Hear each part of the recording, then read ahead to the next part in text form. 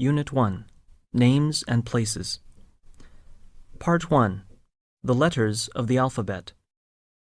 Exercise 1, Identifying the letters of the alphabet. A. The English alphabet has 26 letters. Now listen to these letters and repeat after me.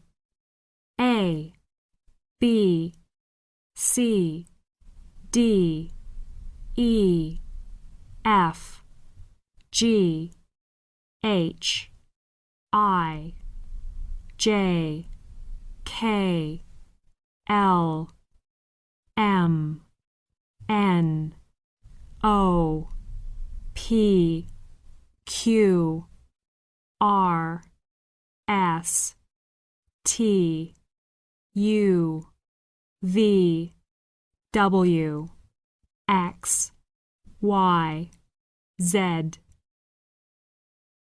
B. Listen to the following letters and write them down. P, I, F, H, J, K, O, M, R, L, W, T, U, X, S, A, B, E. C. Circle the letters you hear. F, G, P, H, V, J, W, N, U, R, A, B, Y.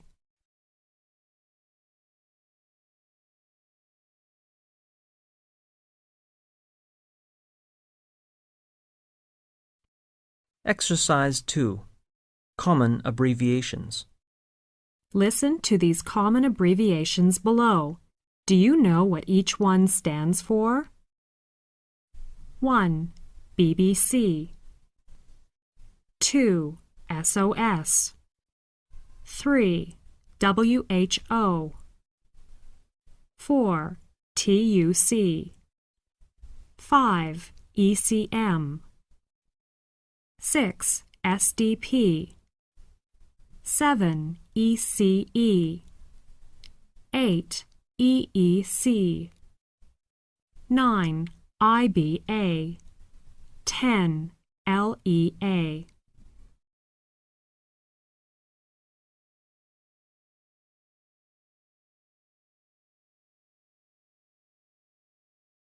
Exercise 3, Names of Places. Listen to the following places and write them down. Do you know where these places are in Britain? 1. Edinburgh. EDINBURGH.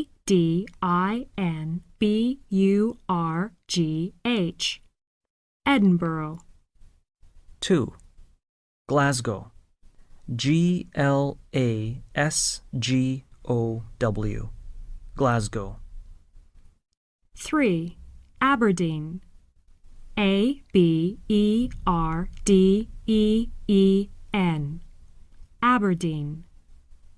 4. Dundee. DUNDEE. Dundee. 5. Cardiff. CARDIFF. Cardiff. 6.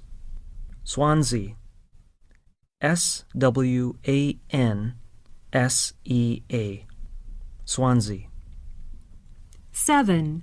Newport. NEWPORT. Newport. 8. Belfast. BELFAST. Belfast. 9. Manchester. MANCHESTER. Manchester. 10. Leeds. LEEDS. Leeds. 11. Sheffield.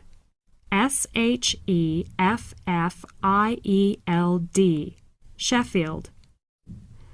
12. Leicester. LEICESTER. Leicester. 13. Liverpool. Liverpool. Liverpool. 14. Birmingham. Birmingham. Birmingham. 15. Nottingham. Nottingham. Nottingham. 16. Coventry. Coventry. Coventry. 17. Bristol. Bristol. Bristol. 18. Bradford. Bradford. Bradford. 19. London. London. London. 20. Brighton. Brighton. Brighton.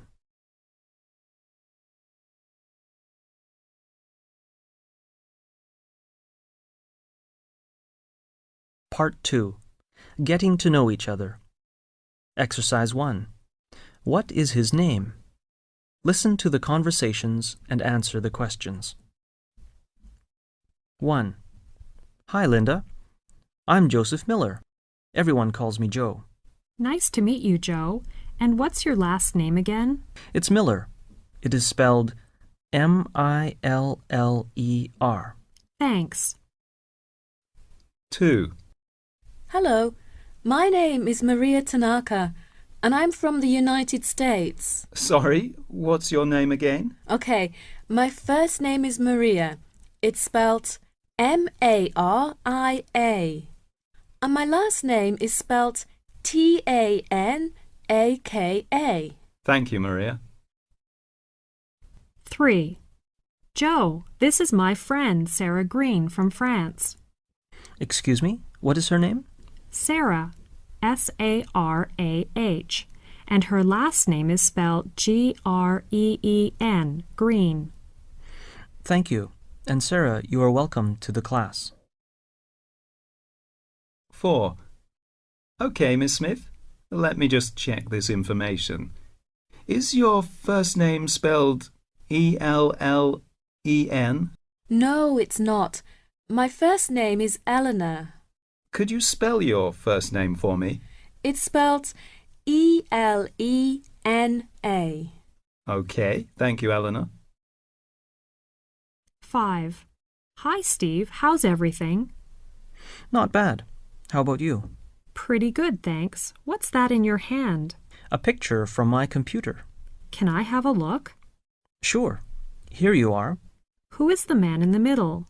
He is my friend, Paulo. Is he from Mexico? No, he's from Brazil. Sorry, where is he from? He comes from Brazil. Brazil. Brazil. I see, so he is Brazilian. He looks Mexican.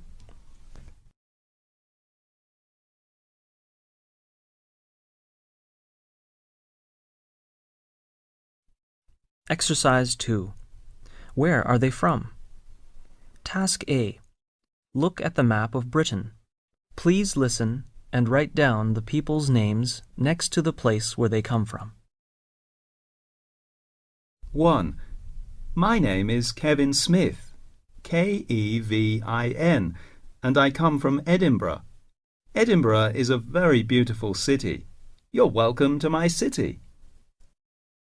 2. My name is Sue Jenkins, Sue, Sue. I come from Newcastle. 3. I'm Peter White, Peter, Peter, and I'm from Liverpool. Liverpool is one of Britain's major ports and has an important shipbuilding industry. 4.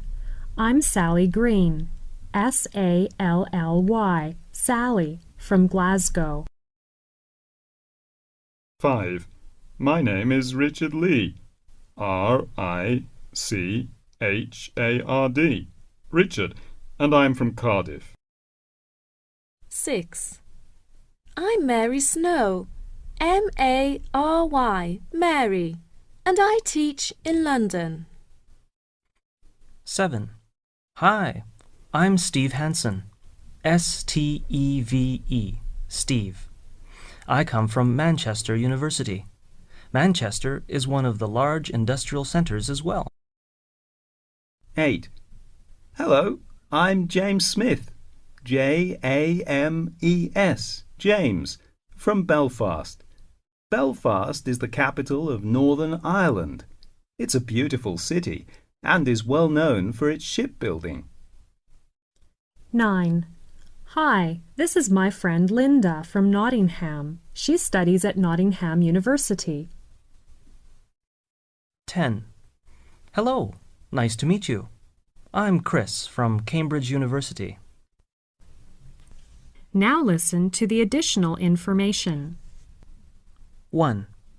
Edinburgh is the capital of Scotland, and it's the centre of government and commercial life. The famous castle and international festival attract thousands of visitors. 2.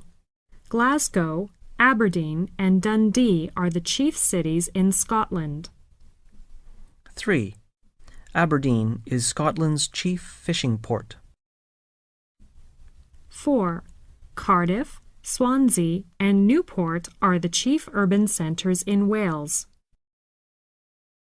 5. Belfast is the centre of Northern Ireland.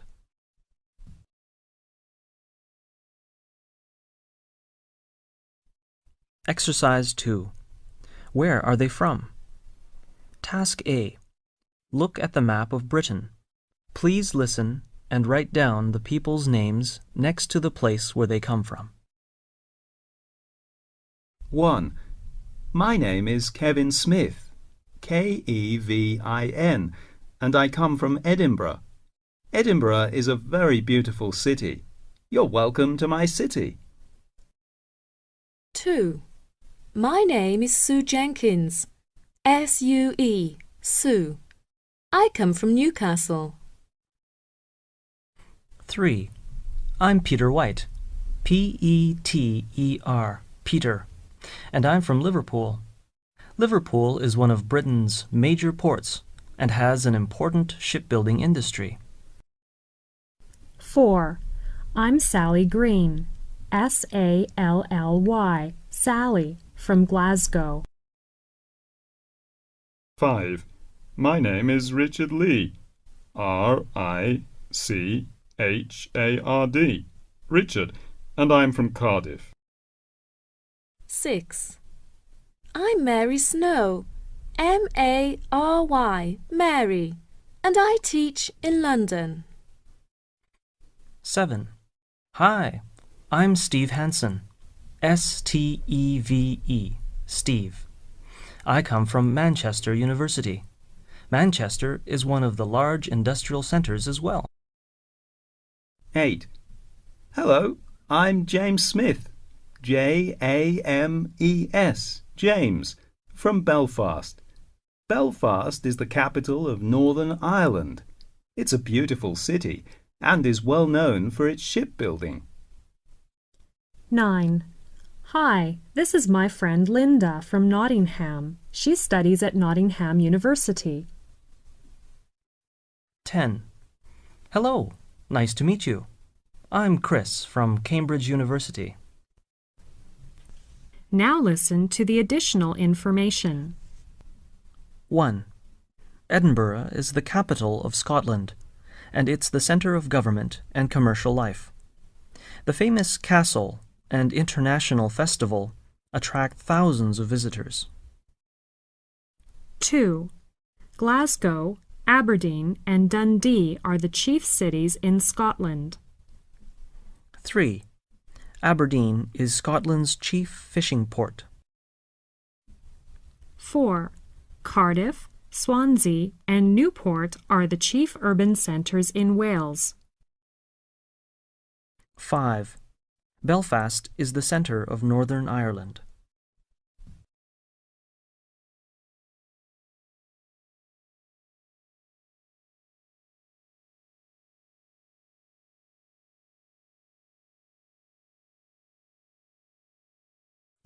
Exercise 3. What is your subject? Listen to the conversation and complete the information about each person. Example: My name is Charles Chang from Leeds. I'm studying music here. 1. I'm Elizabeth Sheen from Finland. You can call me Liz. It is spelled L-I-Z. Easy to remember. I'm studying computer science. 2.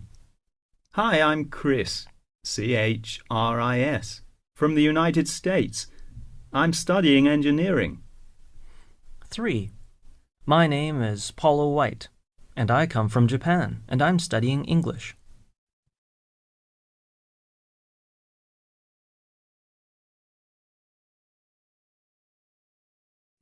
Exercise 4.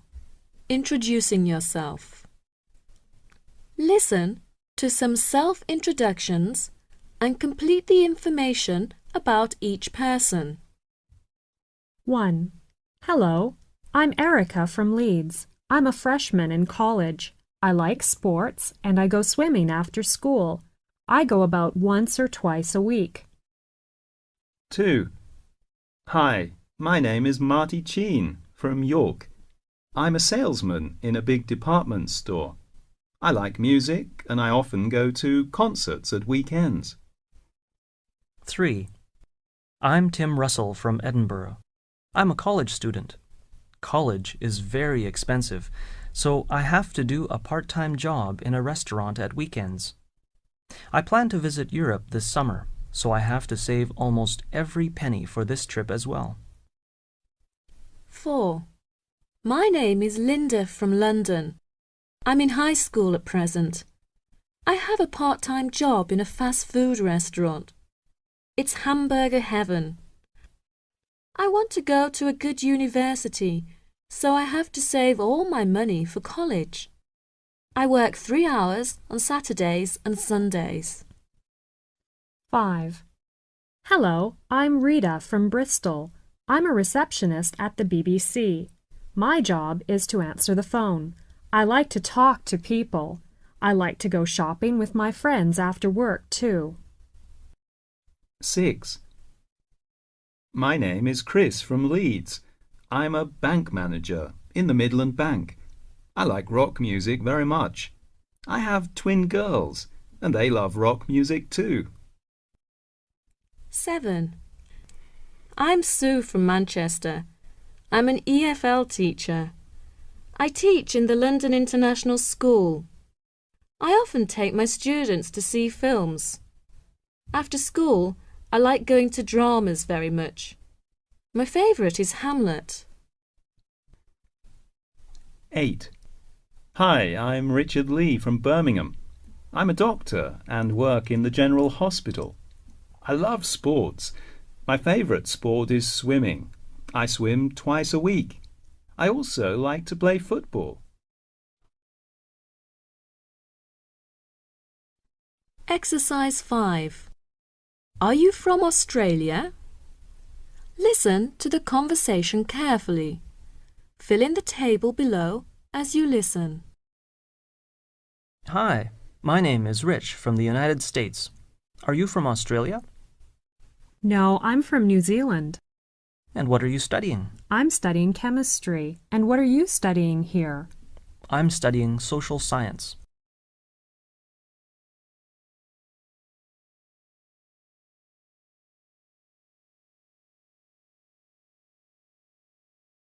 Exercise 6.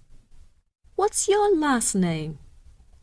Listen to the conversations and complete the information about each person. 1. Linda, this is Marty. He is from Canada. Nice to meet you. I'm Linda Mandel. I come from Brazil. Oh, hello. And what's your last name again? Mandel. M-A-N-D-E-L. What do you study here, Linda? I study business. 2. Hi, I'm Joseph Block from Finland. Please call me Joe. Hello, Joe. What's your last name again? It's Block. B-L-O-C-K. What are you studying now? Engineering. Oh, engineering. That sounds interesting. 3.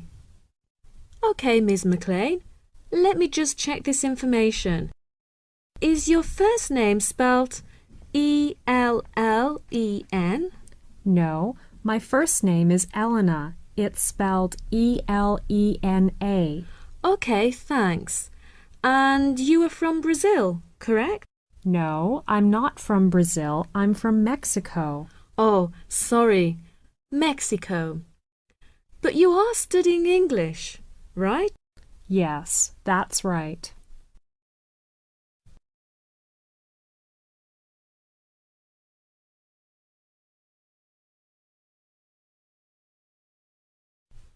Exercise 7. The maps of some countries. Task A. Look at the maps of some countries. Listen to the tape and write down the people's names next to the country where they come from. 1. All right, Ms. He. Let me just check this information. Is your first name spelled S-U-E? No, it's not. It's spelled S-U, no E at the end. It's not an English name. Thank you. And you are from Korea, correct? No, I'm not from Korea. I come from Japan. Ah, I see. Sue, so you are Japanese. 2. Hello, Mr. Smith. What's your first name? My first name is Charlie. It's spelled C-H-A-R-L-I-E. C-H-A-R-L-I-E. OK, Charlie. Do you come from Brazil? No, I don't. I come from Mexico. So you are Mexican? Yes, that's right. 3. Good morning. Can I help you? Yes, I'd like to reserve computer time. Certainly. What's your surname, please? McLean. Could you spell that for me? Yes, it's M-A-C-L-A-I-N. Thank you. What's your first name? Shirley. That's spelled S-H-I-R-L-E-Y. Thanks. Where are you from, Ms. McLean? Germany. I see. So your mother tongue is German, isn't it? Yes, that's right. When do you want to use the computer? Next Monday morning from 9 to 11. Okay, that will be fine. 4. Good afternoon. Can I help you? Yes, I'd like to enroll for the course. Certainly. What's your last name? Beatty. Could you spell that for me? Yes, it's B-E-A-T-T-Y. Thanks, Mr. Beatty. And what's your first name? Emilio. That's spelled E-M-I-L-I-O. Thank you. Where are you from, Mr. Beatty? Italy. I see. So you are Italian? Yes, that's right. 5. Good afternoon. Can I help you? Good afternoon. I'd like to join the tennis club. Certainly. What's your last name? White. Could you spell that for me? Yes, it's W-H-I-T-E. Thanks, Mr. White. And what's your first name? Marty. That's spelled M-A-R-T-I. Thank you. Where are you from, Mr. White? France. I see. So you speak French. Yes, that's right.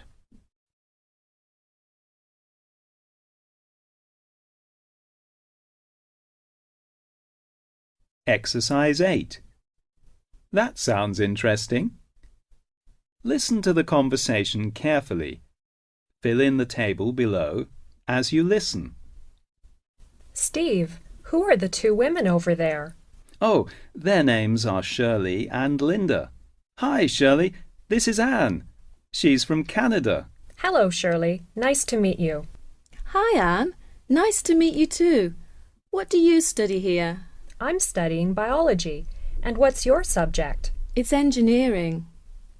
And my name is Linda. Hi, Linda. What are you studying here? I'm studying arts. Oh, that sounds interesting. Shirley and Linda are from the UK. Oh, where are you from in the UK? I'm from Edinburgh. And I come from Leeds.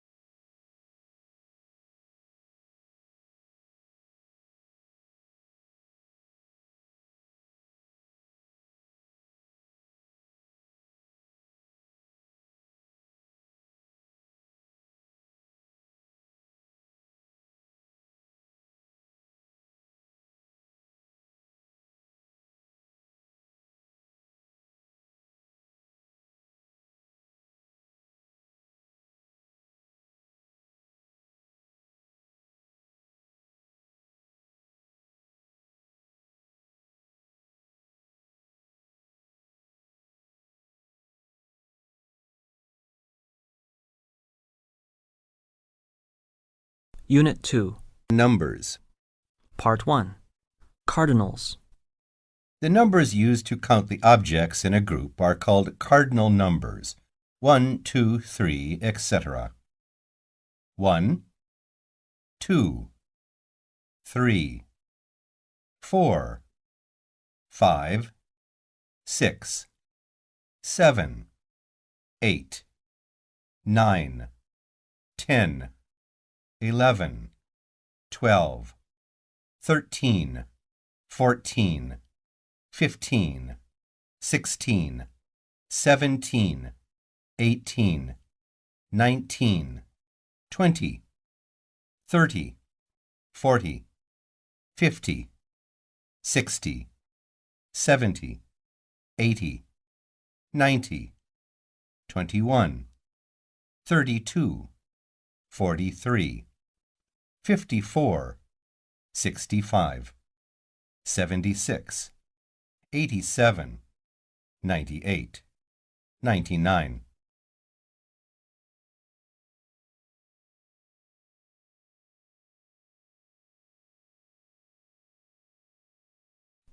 Exercise 1. Reading the numbers. Please read these numbers after me.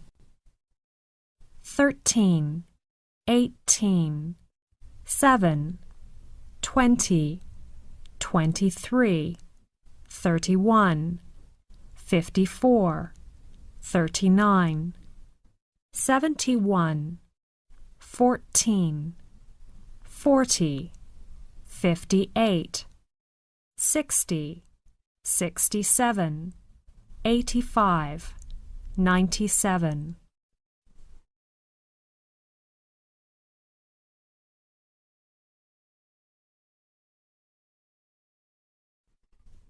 Exercise 2.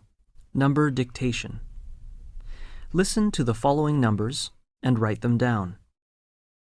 14, 17, 21, 24, 26, 35, 49, 55, 98, 42, 66, 73, 88, 57.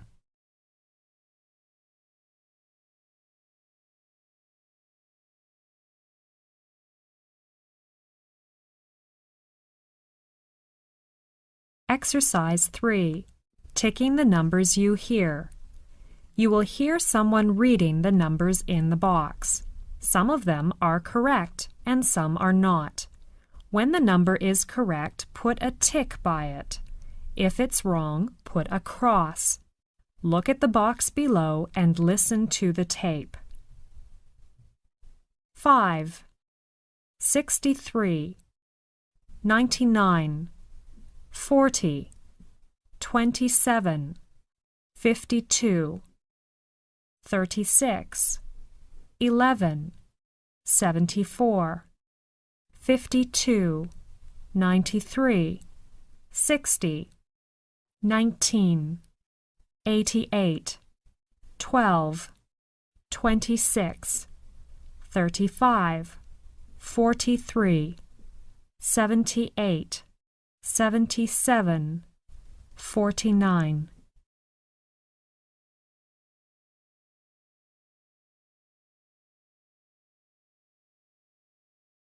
Exercise 4. Which number is it? Listen to Exercise 4 on the tape. When you hear a number that is in the box, draw a cross next to the number. One of the numbers in the box is not on the tape. Which number is it? Now listen to the following numbers. 6, 96, 49, 11, 13, 76, 19, 18, 57, 83, 24, 75, 64, 51, 25, 33, 22, 91.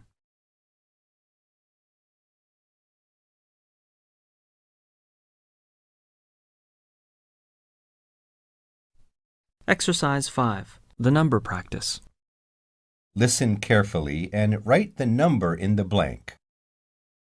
Write the numbers in figures, not words. Number 1. The sweater costs 46 pounds. Number 2. Tom bought 13 books yesterday. Number 3. Mary is 26 years old. Number 4. Janet was 40 minutes late. Number 5. There are 29 students in my class. Number 6. My grandfather has 18 grandchildren. Number 7. Bill wears size 43. Number 8. The temperature was 38 degrees Celsius yesterday. Number 9. The train arrived at 12 o'clock. Number 10. I got 87 on my English test.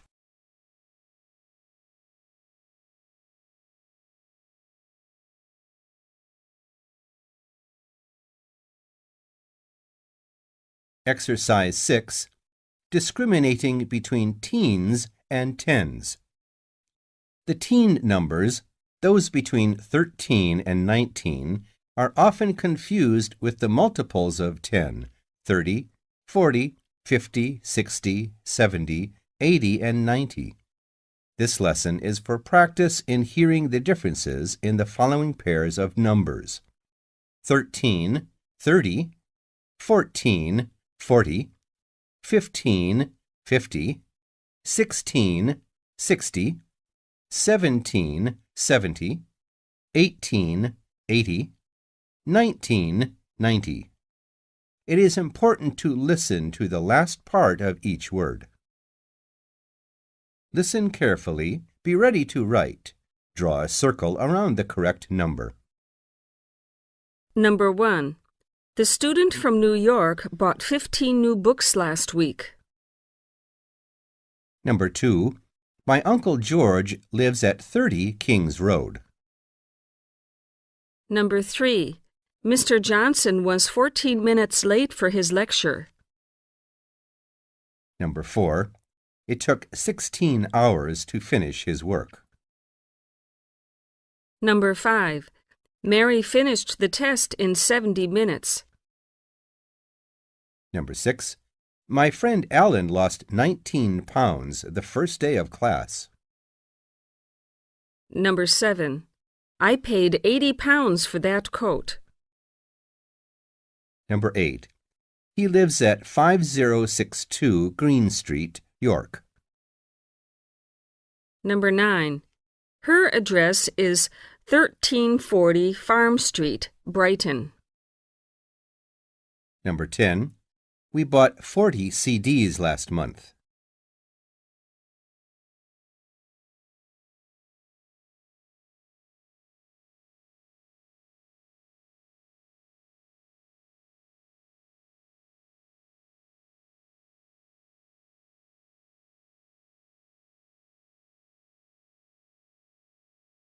Exercise 7. Reading the numbers. Please read these numbers after me. 201, 324, 109, 414, 240, 634, 523, 744, 599, 717.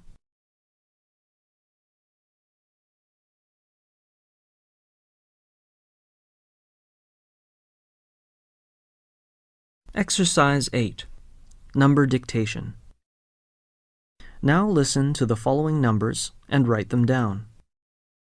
314, 207, 145, 213, 478, 523, 196, 629, 229, 155, 816, 960.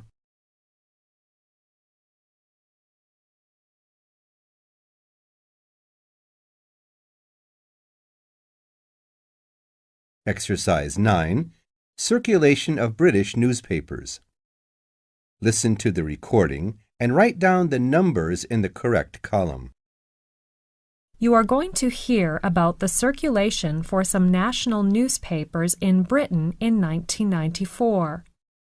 The circulation of The Observer from February to July in 1994 was 495,483.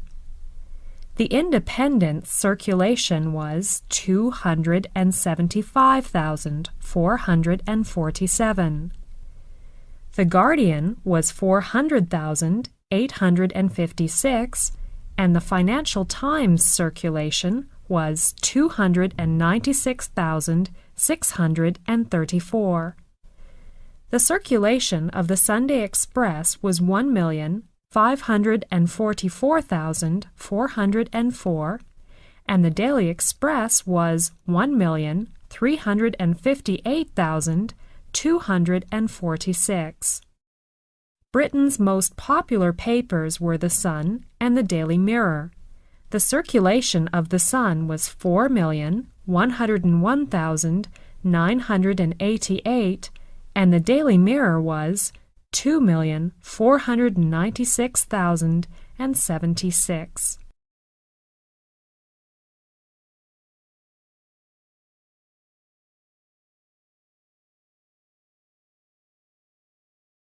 Exercise 10. Airports in the southeast of Britain. Listen to the recording and write down the numbers in the correct column. When you travel to Britain by sea or air, it is likely that you will arrive in the southeast. There are two main airports in the London area. One is Heathrow Airport. The other is Gatwick. Heathrow is the world's busiest airport for international traffic. It is about 20 miles outside of London. It's located about 33 kilometers west of central London. It has around 28 million passengers per year. Gatwick is the second major airport. It's about 30 miles, or 50 kilometers to the south of London. It has about 10 million passengers per year. Have you got all the numbers? I'll repeat it. Heathrow is the world's busiest airport for international traffic. It is about 20 miles outside of London. It's located about 33 kilometers west of central London. It has around 28 million passengers per year. Gatwick is the second major airport. It's about 30 miles, or 50 kilometers to the south of London. It has about 10 million passengers per year.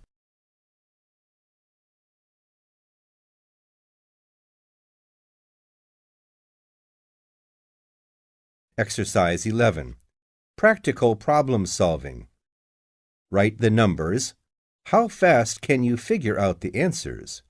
Try to write the answers before you hear them. Number 1. How much is 23 plus 47? How much is 23 plus 47? The answer is 70.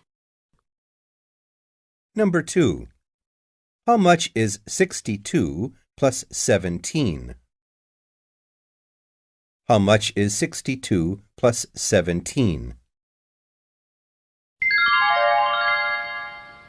The answer is 79. Number 3. How much is 281 plus 54? How much is 281 plus 54? The answer is 335. Number 4. How much is 512 plus 33? How much is 512 plus 33? The answer is 545. Number 5. How much is 24 times 5? How much is 24 times 5? The answer is 120. Number 6. How much is 70 times 4? How much is 70 times 4? The answer is 280. Number 7. What is 28 divided by 7? What is 28 divided by 7? The answer is 4. Number 8. What is 6 goes into 54? What is 6 goes into 54? The answer is 9. Now listen to 4 conversations in a department store. Figure out the totals before you hear them. Write down the prices. Number 9. How much are these CDs? They are $20.50 each. $20.50 each? Okay, I'll take these 4. Okay.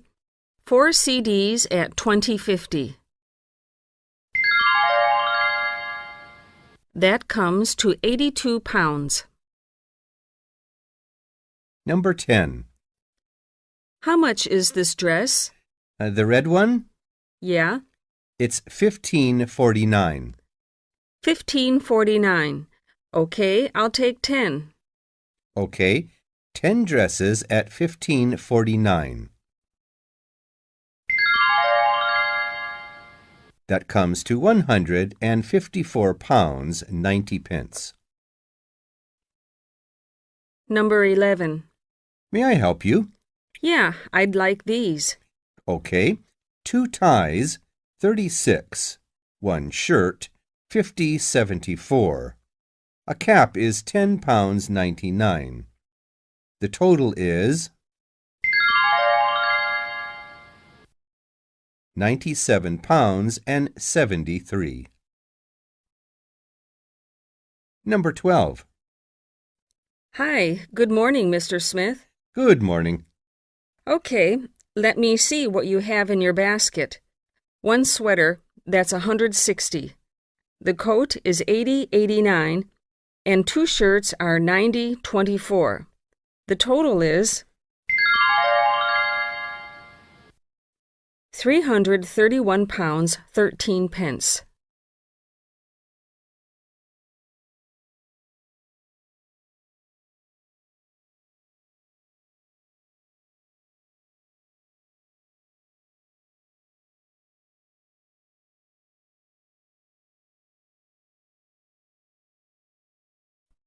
Part 2. Ordinals. The numbers used to indicate position or order in a list are called ordinal numbers. First, second, third, fourth, etc.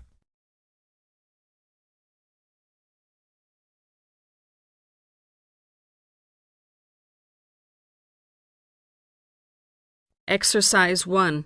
Reading the ordinal numbers. Now read the following numbers after me.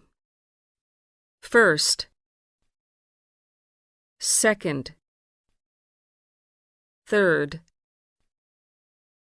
fourth, fifth, sixth, seventh, eighth, ninth, 10th, 11th, 12th,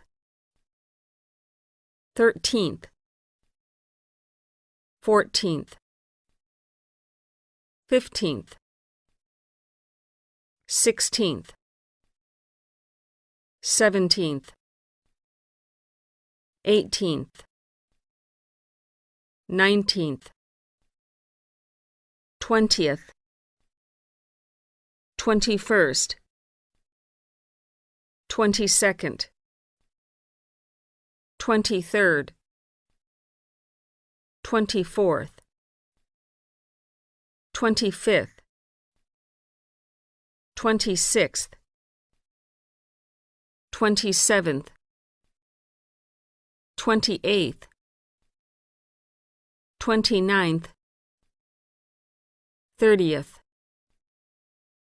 40th, 50th,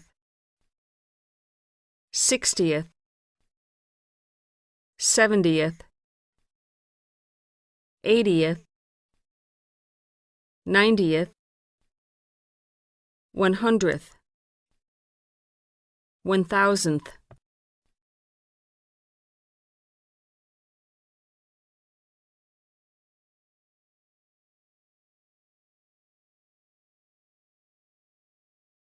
Exercise 2.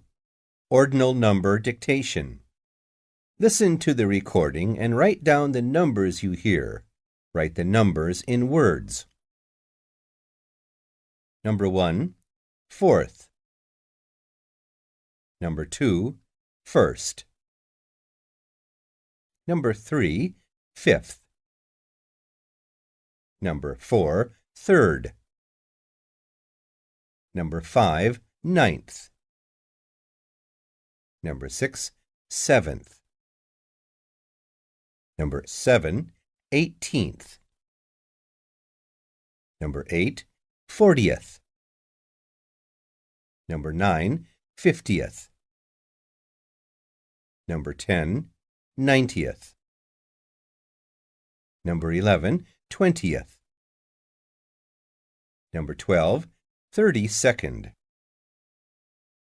Number 13, 44th. Number 14, 53rd.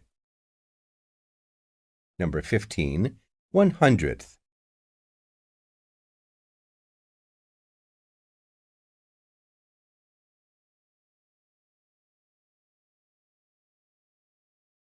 Exercise 3. Practice with ordinals. Some of the ordinal numbers are hard to understand in rapid speech.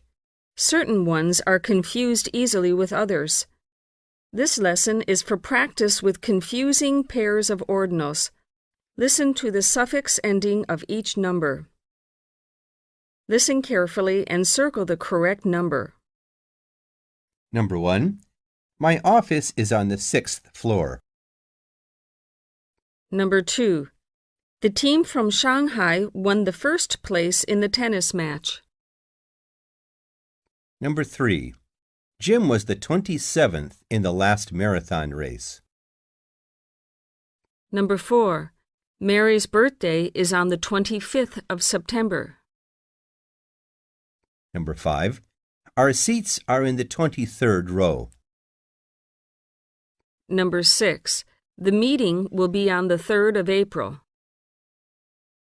Number 7. The theater is on the 15th Street. Number 8. People celebrated the 45th anniversary of the school last year. Number 9. Alaska was the 50th state in America. Number 10. The final exam is on the 26th of June.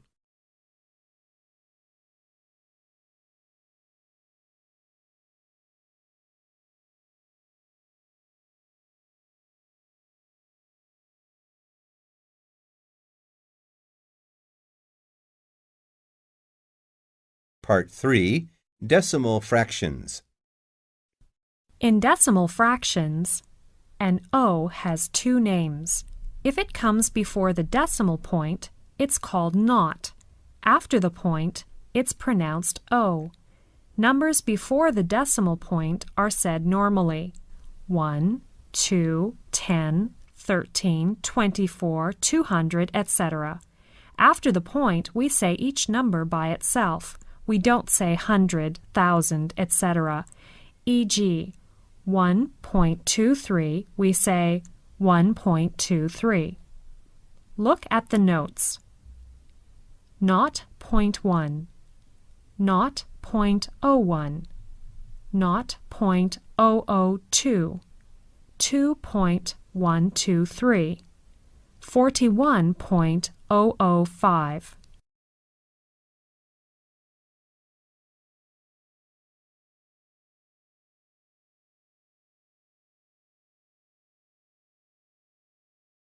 Exercise 1. Traffic at Britain's main airports. You will hear about passenger traffic at Britain's main airports from 1990 to 1993. Listen to the tape and write down the figures in the correct column. Manchester Airport is the third largest airport in Britain. In 1990, it handled about 10.1 million passengers, and in 1993, the number of passengers increased to 13.1 million. In 1990, Glasgow Airport handled 3.9 million passengers, and in 1993, the number of passengers had risen sharply to 5.2 million. Birmingham handled 3.5 million passengers in 1990, and in 1993, the number of passengers was 4.2 million, not a big change. At Edinburgh Airport, the number of passengers was 2,005,000 in 1990. But 1993 it handled about 2,009,000 passengers. At Newcastle Airport, the number of passengers were 1,006,000 in 1990. In 1993, this airport handled 2,001,000 passengers. In 1990, Bristol Airport handled 8,000 passengers. In 1993, the number of passengers had increased to 1,001,000. Look at the notes and listen carefully to me. We use percentages when we want to express a number more simply. Percentages means the number of X per 100. For example, there are 50 students in the class, and if 25 of them are boys, we can say 50% of the students are boys. The percent is said after the number. 20%, 26%. We can use percent with decimals. 7.02%, not 0.51%.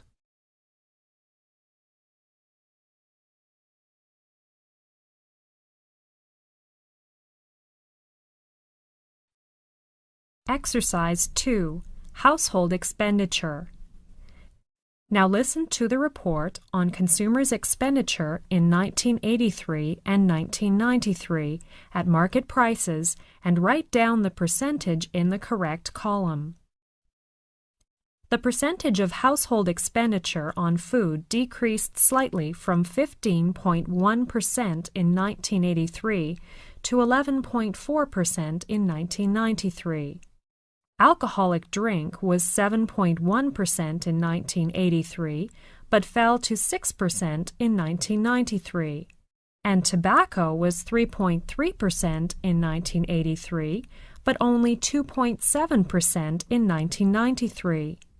The percentage on housing increased slightly from 15.1% in 1983 to 15.4% in 1993. And recreation, entertainment, and education was 9.2% in 1983, then increased to 10.1% in 1993.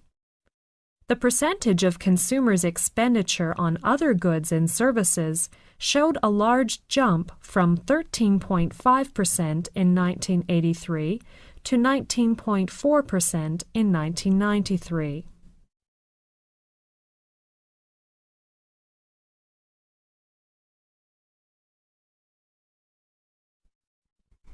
Exercise 3. Migration. Listen to the tape and write down the total number and the percentage in the right column. Here are some figures about Britain's migration in 1993. There were 227,000 people who left Britain to live abroad. 25% of them left for other EU countries. 19% left for Australia, Canada, or New Zealand. 16% left for the United States. 13% for Commonwealth countries, and 6% for the Middle East. 2% of them left for South Africa. There were 215,900 new residents who came to live in Britain. 32% of them came from other EU countries, and 16% of them came from Australia, Canada, or New Zealand. 22% of them came from other Commonwealth countries, and 8% from the USA. 3% came from the Middle East, and 3% from South Africa.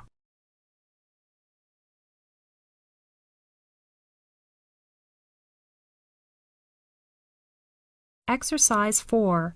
Interview about the earthquake. Look at the pie charts and listen to the short interview about the earthquake. Write down the percentages you hear. Last May 2001, an earthquake hit Nanaimo. We did some research on the local people about their feeling about earthquakes. We asked 2 questions. The first one was, do you feel that local schools are adequately prepared for an earthquake? 28% said yes. 32% of people said that they didn't know. 40% said no. The second question was, do you have an earthquake emergency kit in your home? 32% said yes. 4% said that they were not sure. 64% said no.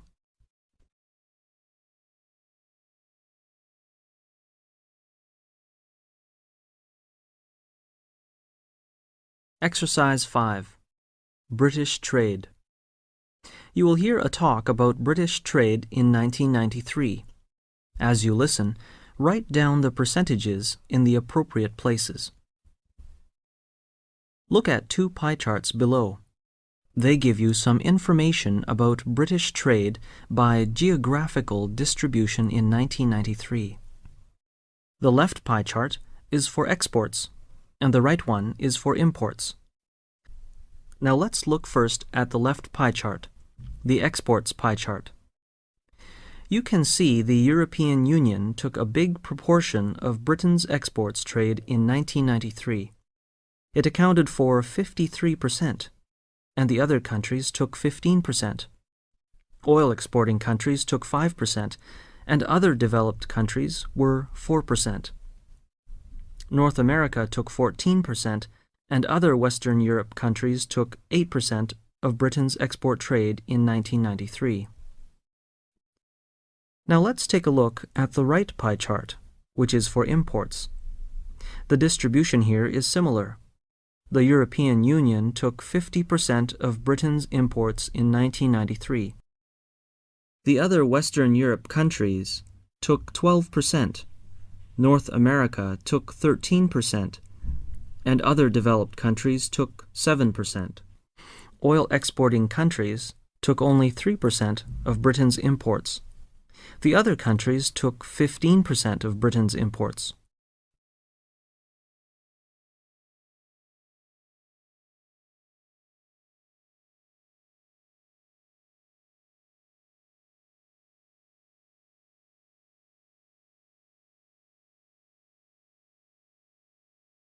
Part 4.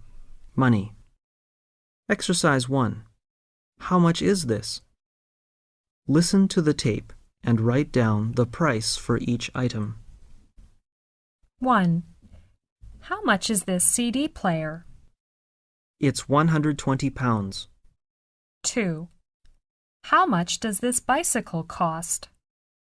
It's £90. 3. How much does this cost? The TV set? It's £269. 4. How much is the camera? It's £199.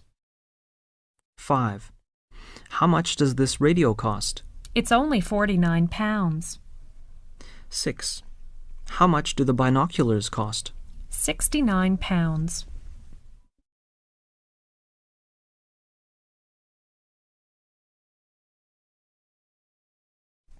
Exercise 2. How much does this cost? Listen to the tape and write down the price in the spaces provided. 1. How much does this cost, please? That'll be £25. 2. What's the price of that book, please? That's £18.50. 3. How much are those shoes, please? Only £30. 4. How much is that, please? It's £40. 5. How much is the bill, please? It comes to £90.50 altogether. 6. Can you tell me how much is left in my bank account, please? Just a moment. Yes, it's exactly 335 pounds. 7. How much will it cost to send this letter to France? That'll be 50 pence. 8. What's the price of that bike over there? Let me see. It'll be 125 pounds. 9. Excuse me, what's the return ticket to Edinburgh? The day return ticket is £17.40. 10.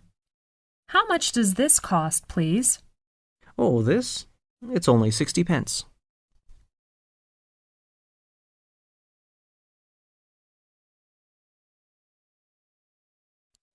Exercise 3.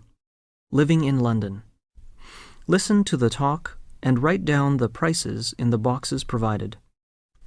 London has been called the most expensive city in the world, though like all other cities, if you know your way around, you can always find lower prices that people normally pay. Transport is expensive compared with other places.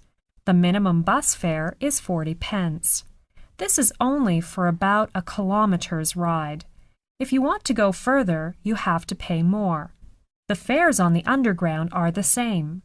The minimum fare is 50 pence, and if you want to go more than 2 or 3 stations, it costs more. The minimum taxi fare is £2. If you want to go out of London, you can take a coach. It is the easiest and most economical way to travel around London by coach. A coach fare is about £1.20.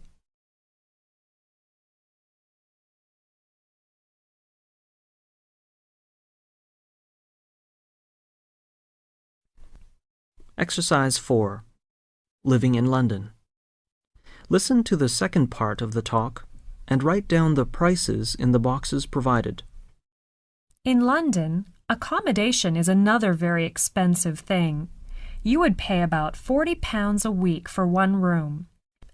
If you want to rent a one-bedroom flat, it will cost more. You would generally pay about £200 per week for it. A telephone call to another London number costs 50 pence, and posting a letter costs 40 pence. A loaf of bread is 40 pence, a bottle of beer is £1.50. Very few international students will have their own washing machines, so it is likely that you will have to do your washing at a laundrette, which is a place where washing machines are provided for the general public. Here are some prices for the use of a washing machine. It's £2.50 for using a large washing machine and £1.80 for using a small one. You have to pay £1.50 for using a tumble dryer. About £2.40 for a medium-sized packet of washing powder.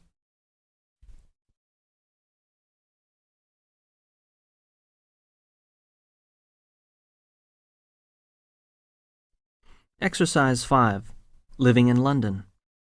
Listen to the last part of the talk and write down the prices in the boxes provided. Now let's turn to clothes. It's difficult to find an average price for clothes because there is a big difference in the price range, depending on the kind of shop you buy your clothes in and what quality you buy. I've just walked around some local shops, however, and these are the prices I saw. A shirt, £12, a jacket, £45, a pair of jeans costs £25, a pair of running shoes costs £35, and a warm coat £50. A light raincoat is £39. A skirt is £23, and a day dress is £49. What do you think? Is London cheaper or more expensive than your city?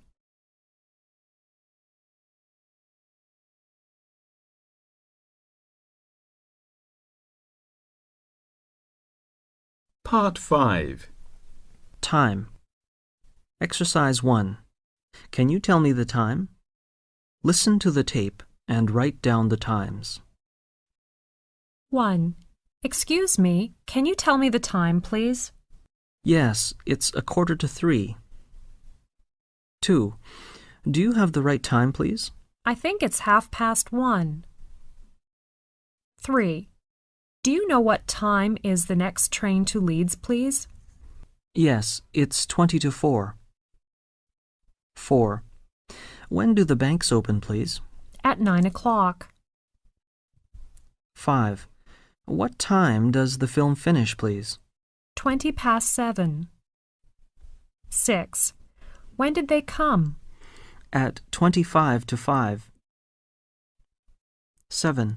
What time do you finish your work today? 5:30. 8. Do you know when the play finishes? Yes, at exactly 10 past 10. 9. Excuse me, please. What time does the Glasgow train arrive? 2:30. 10. When is the next flight to Paris? 11:40. 11.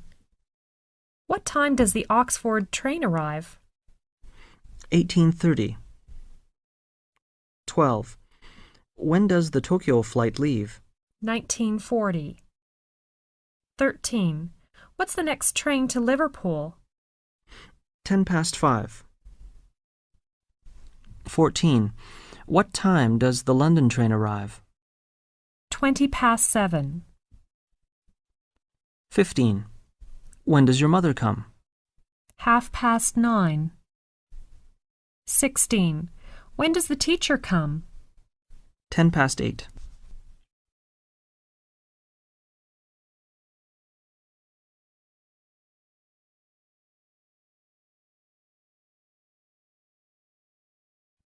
Exercise 2. What time does the next train arrive? Look at the boxes below. Tick the appropriate time as you listen to the tape. 1.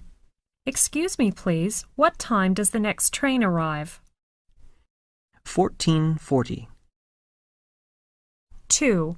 What's the next train to Edinburgh? 12:15. 3. When does the Paris flight leave? 16:13. 4. When does the next flight to Mexico arrive? 22:30. 5. When does the next flight to Athens leave? 18:40.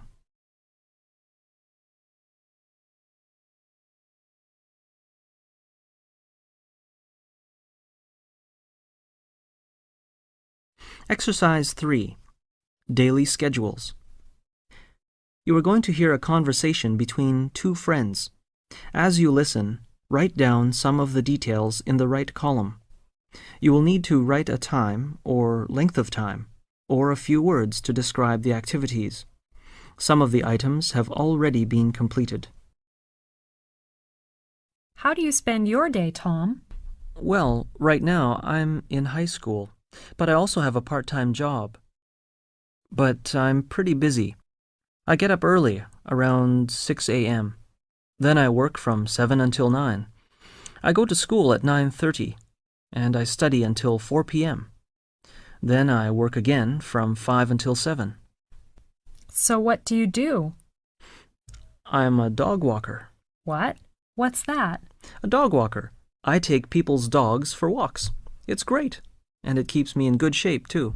Then what do you do after 7? I have supper at 7:30. I start to do my homework at 8. It often takes about an hour and a half to finish the work. Then I watch TV for about 2 hours. I go to bed at 11:30. Your day is hard, the same as mine is.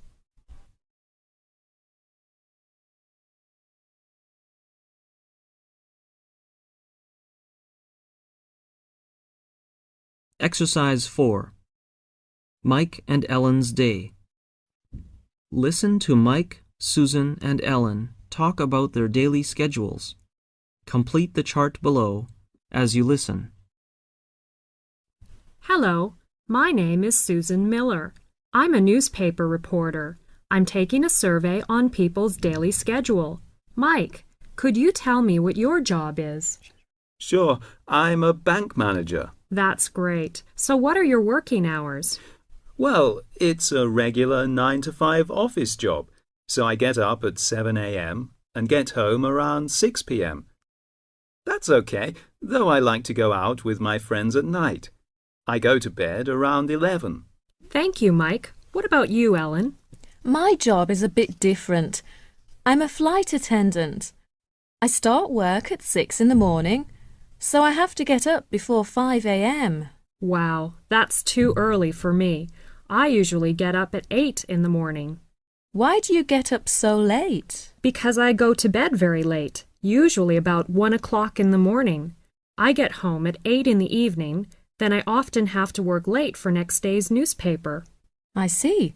Well, I can't stay up that late. I often have long flights, so I don't get home until 9 o'clock at night. But I always go straight to bed around 10. Thank you very much, Ellen.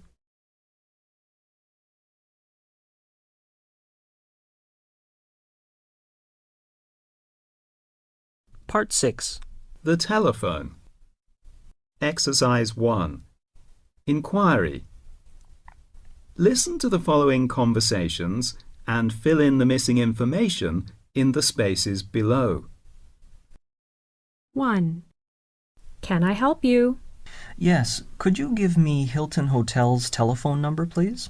745-5757. Thanks. 2. Can I help you? Yes, could you tell me British Rail's telephone number, please? 723-9861. Thank you very much. 3. Is that 8230-3541? Yes. Can I help you? I'd like to speak to Miss Green, please. 4. Is that 6231-7799? Yes. Who do you want to speak to? Dr. Peter White, please. 5. Is that 6401-6589? Yes. Who do you wish to speak to? Sally Smith, please.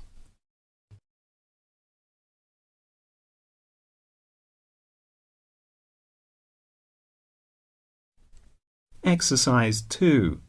Making an appointment. You will hear a dialogue on the telephone between a secretary and a person who is making an appointment to see someone. As you listen, make notes below. Please write the name of the person, the day, the time, and the telephone number. Dialogue 1. Hello. Mr. Watson's secretary. Can I help you? Good afternoon. I'd like to make an appointment to see Mr. Watson next Monday, please. Who's speaking, please? Richard Priest. Yes, Mr. Priest. Monday is all right. Would 10:15 be convenient? Thank you. That'll be fine. Oh, would you leave your telephone number, please, just in case we need it? My telephone number is 421-7896. 421-7896. Thank you, Mr. Priest. Dialogue 2. Good morning, Dr. Jenkinson's secretary. Can I help you? Good morning. I'd like to make an appointment to see the doctor on Friday, please. Who is speaking, please? Rita Harper. Thank you. Is 240 any good? That's fine. Thank you very much. Mrs. Harper, could you leave your telephone number, please? Yes, of course. My telephone number is 563-2860. 563-2860. Thank you, Mrs. Harper. Dialogue 3. Hello, can I help you? Yes, I'd like to see Professor Hanson on Tuesday, please. Who is speaking? David Bell. Yes, would 3:30 be convenient? That would be fine. Many thanks. Mr. Bell, would you leave your telephone number, please? Yes, my number is 859-7783. 859-7783. Thank you.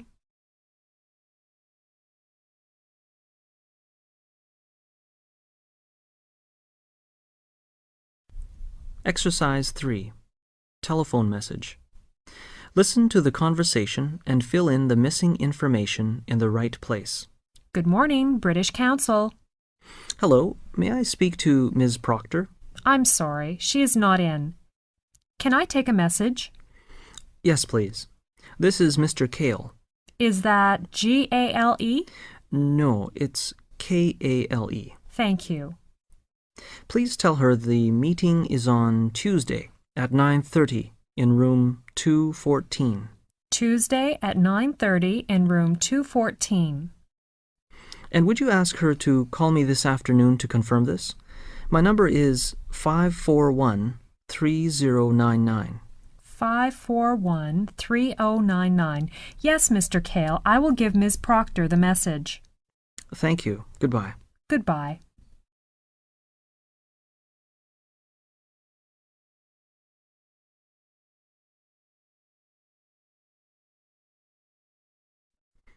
Exercise 4. Telephone message. Listen to the conversation and fill in the missing information in the right place. Good afternoon. 651-8935. Hello, could I speak to Wendy? I'm afraid she is not in right now. Can I take a message? Yes, there is a party at Bob's house on Sunday night. Bob's address is flat 4, 45 Church Road. Bob's address is flat 4, 45 Church Road. And could you tell her that if she is interested to call me back this evening? My telephone number is 361-3759. Your number is 361-3759. All right. Sorry, who is calling? Oh, I'm sorry. My name is Sandy Paris. Sandy Paris. Fine. I'll give her the message. Goodbye. Goodbye.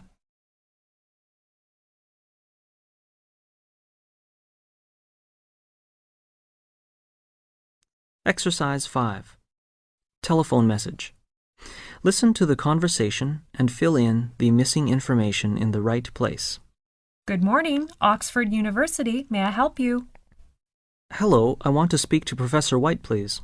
I'm sorry. Professor White is in a meeting right now. Would you like to leave a message? Yes, please. This is Kim Gray of London Technical College. Mr. Gray. Is that Grey? Yes, that's right. Could you tell him that the meeting on Friday is cancelled? Friday meeting is cancelled. Yes. Please ask him to call me this afternoon. It's very important. All right. And your number, please? 545-3250. 545-3250. That's it. Okay, I'll ask him to call you this afternoon, Mr. Gray. Thank you. Goodbye. Goodbye.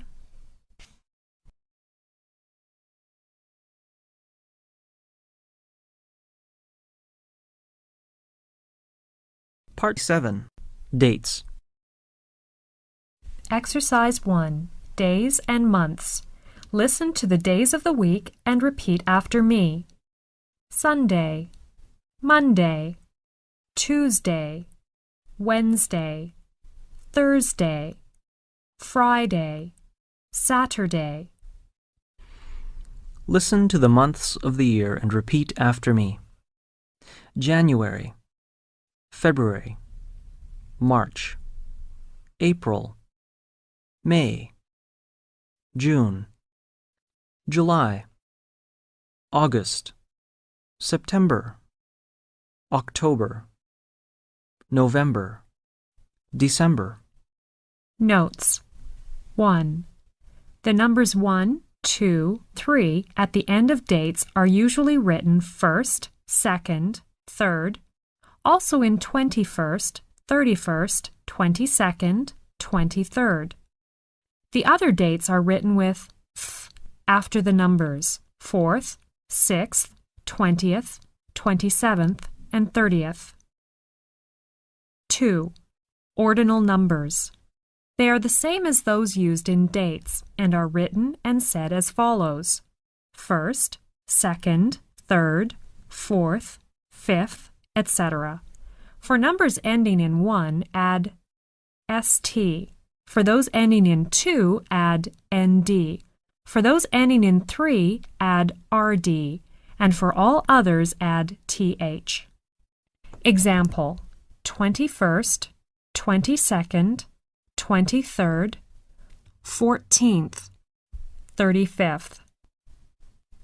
3. In Britain, dates can be written A. In numbers only, day, month, year. So 5/1/2001 equals 5th of January 2001, not May the 1st, 2001. B. In numbers and words. Day, month, year.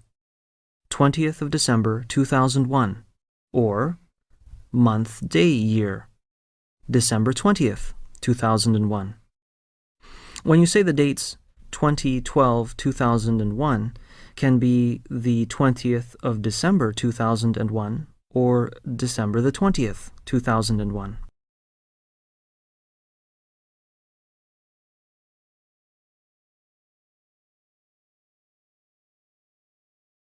Exercise 2. Accommodation. Listen to some conversations and fill in the missing information in the form. Conversation 1. Have you got a single room for 2 nights, please? Yes, room 309 on the 3rd floor. How much is it? £14.50, including breakfast. Conversation 2. Can I book a double room for the weekend, please?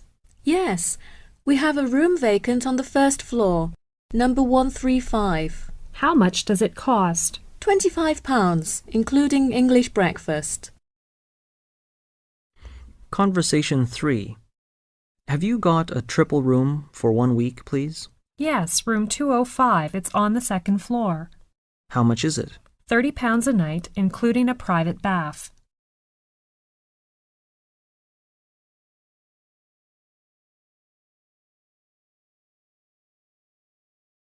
Exercise 3.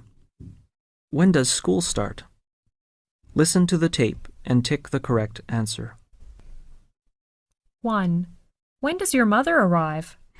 Tuesday, 14th of May. 2. When are you going on holidays? The 25th of March. 3. When do the exams begin? The 21st of June. 4. When does school start? 5th of July. 5. When are you going to move into the new house? Next Monday, 8th of February. 6. When does the art museum open? I think it is on the 4th of September. 7. When are you leaving? 30th of April. 8. Here's an interesting date in Britain. Valentine's Day is on 14th of February. 9. Do you know when Halloween is? It's on the 31st of October. 10. When is Boxing Day? The 26th of December. 11. In Britain, autumn begins on the 23rd of September. 12. Hi, Linda. Do you know in Britain when the shortest day of the year is? Yes, it's on the 21st of December. Nope. It's on the 22nd of December.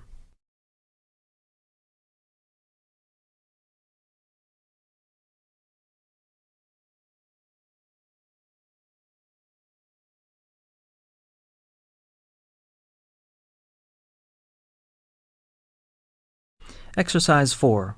Great names in British history. You will hear some great names in British history. As you listen, write down the years of their birth and death in the correct column. Henry VIII was born in Greenwich Palace in London in 1491. He married 6 times and had 6 wives. He died in 1547. Elizabeth I was the daughter of Henry VIII, and she was born in 1533, the same place as Henry VIII.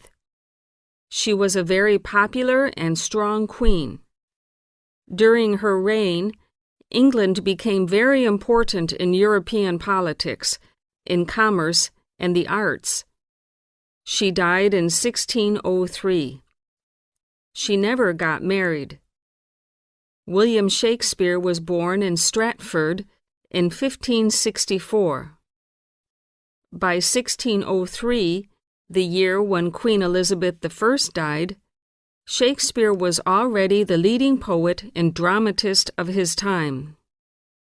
He continued to write for the next 10 years, but in 1616 he finally stopped writing and went to live in Stratford, where he died in the same year.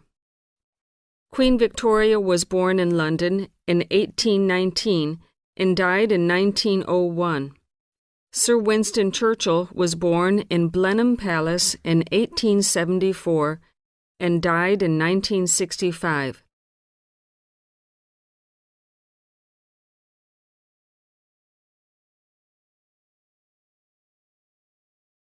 Exercise 5.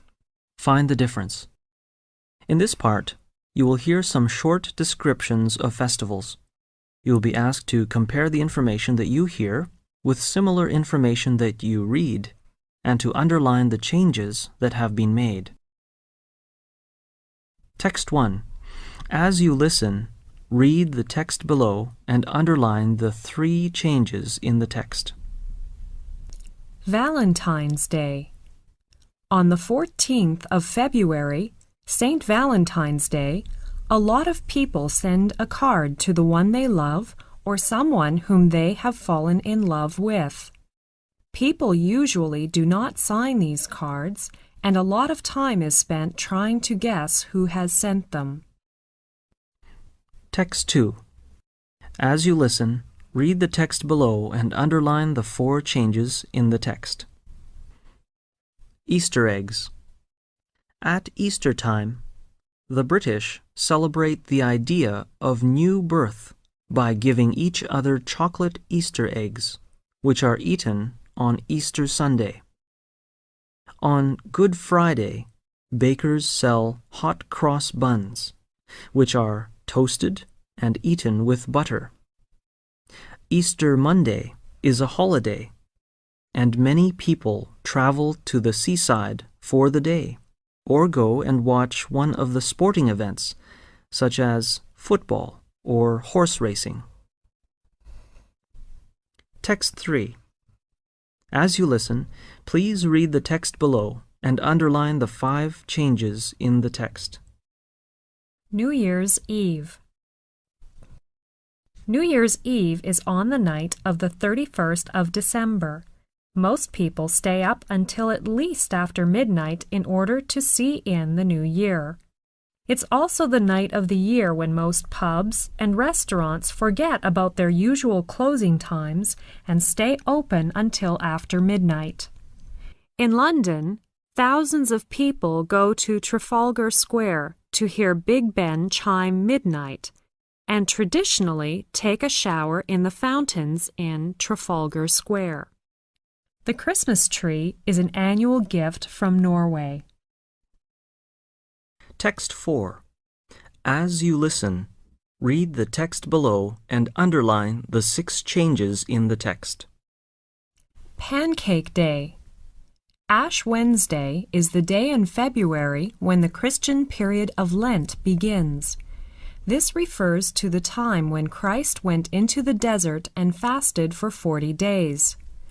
Although not many people give up eating during this period, on Pancake Tuesday, the day before Ash Wednesday, they eat lots of pancakes. These are made from flour, milk, and eggs and fried in a hot pan. Some towns also hold pancake races on that day. People run through the streets holding a frying pan and throwing the pancakes in the air. Of course, if they drop the pancake, they lose the race. Text 5. As you listen, read the text below and underline 7 changes in the text.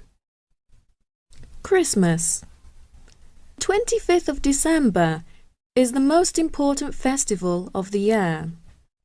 It combines the Christian celebration of the birth of Christ with the traditional festivities of winter.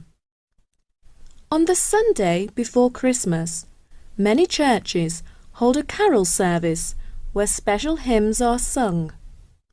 Sometimes you can hear carol singers singing on the streets as they collect money for charity. Most families decorate their houses with coloured Christmas decorations, and they usually have a Christmas tree in the corner of the front room, glittering with coloured lights and decorations. People put their gifts at the bottom of the Christmas tree.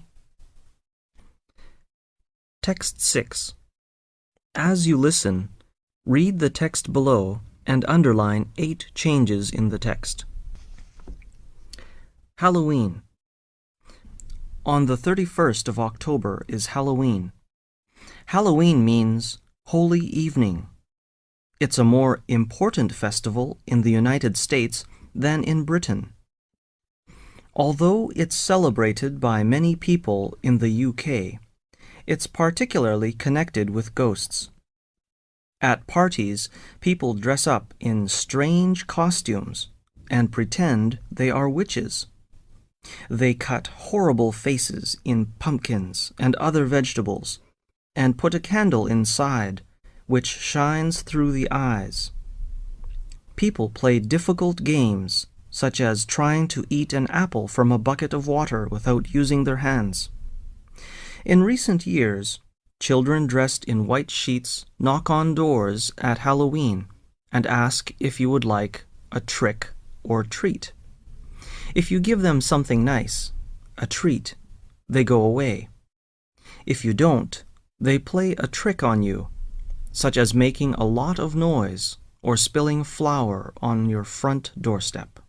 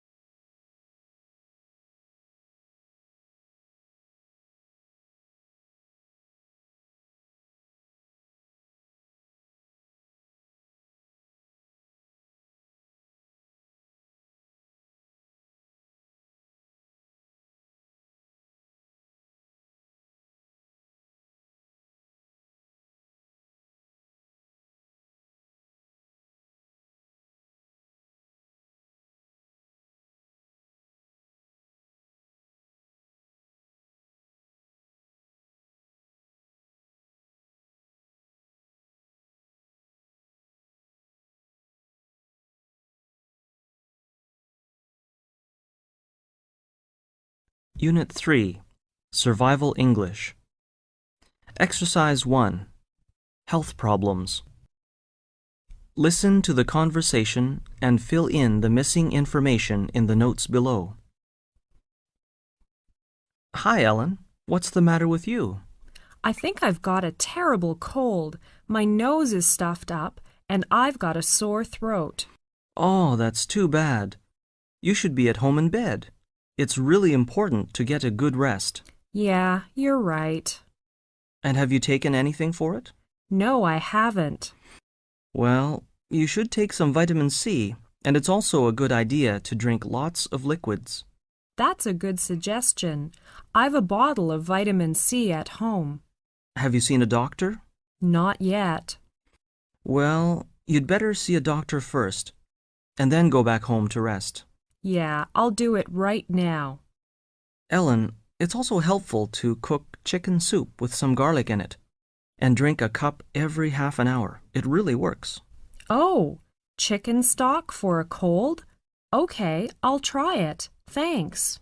I hope you recover soon.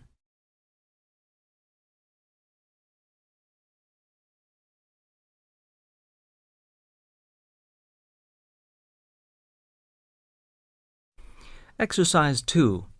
In a camera shop. Listen to the conversation and fill in the missing information in the notes below. Good morning. Can I help you? Yes, I want to buy a camera. What kind do you recommend? Well, it all depends. We have many kinds of cameras here. How much money do you want to spend? I want something cheap and easy to handle. Are you an experienced photographer? No, I've had no experience at all. Here's a camera that would suit you very well. It's got a very good lens, and it's all automatic, so it's very easy to use. Just press one button, and it's done. How much does it cost? It's only £45. Can I try? Of course. Here you are. Well, I think the price is reasonable, and I like that. It is automatic, but I don't like the color. Do you have any other color? Yes. How about this yellow one? It looks better. Is it the same price? Yes. All right. I will take this yellow one. Here is £50. Here is your change.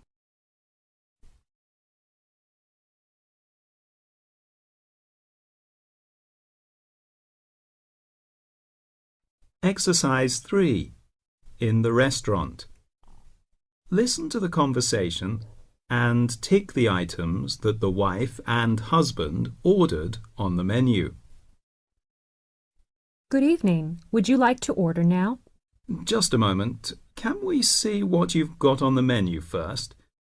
There is quite a good choice on the menu, isn't there, dear? Yes. Do you want to order first? All right. I think I'll start with some apple juice. But I can't decide whether to have salmon or roast beef. I remember I had fish last time we were here, so I'll try the roast beef. And yes, and some carrots. What about the sweet? Well, we can order that later.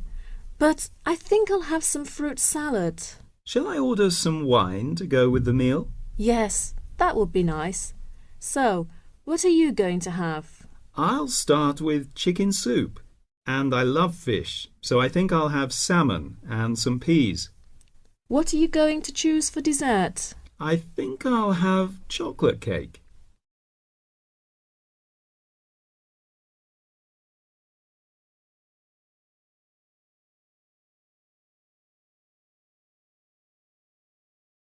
Exercise 4.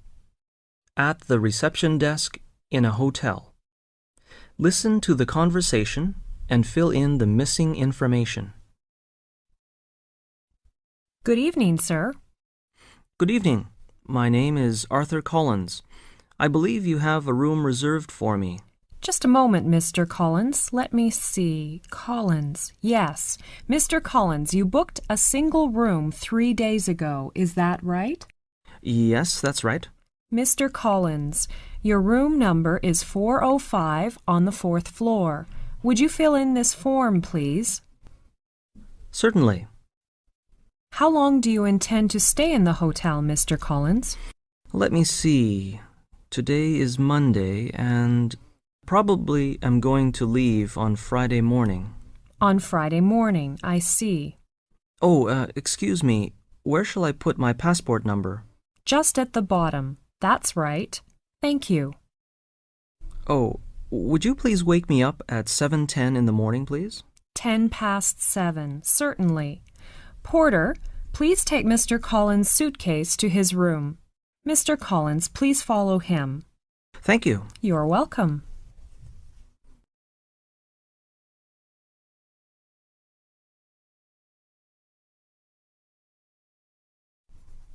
Exercise 5. Christmas Activities. Listen to the talk and complete the notes. Write no more than 3 words for each answer. The Christmas season begins very early in Britain. By the end of October, you may see Christmas decorations in the streets and Christmas cards and gifts in the shops. Traditionally, people start to decorate their houses a week or two before the 25th of December, which is Christmas Day.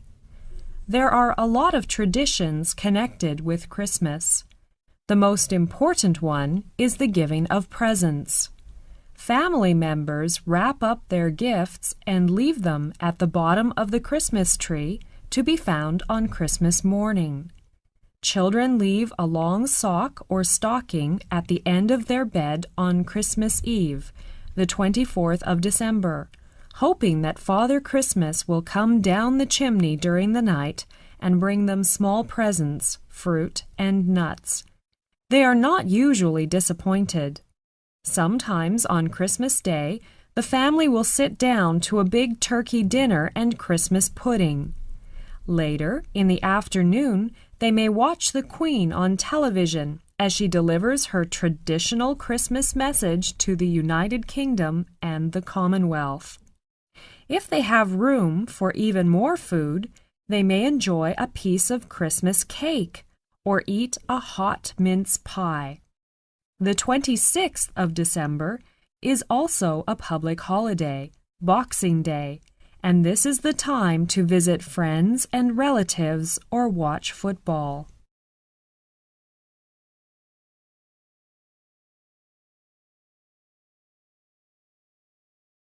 Exercise 6. Trip to Stonehenge. Listen to the conversation and fill in the missing information in the notes below. Hi, Sue. How was your weekend? Oh, really good. I went to Stonehenge with my host family. Stonehenge? Yes, that's right. Have you ever been there? Yes, I went there last month. I really enjoyed it. Me too. Stonehenge is the best known and probably the most remarkable of prehistoric remains in the UK. Yes, it has stood on Salisbury Plain for about 4,000 years. You know, there have been many different theories about its original use. Yes, I know. My host father told me that one of the theories is that it was a place from where stars and planets could be observed. Yes, but no one is really certain why it was built.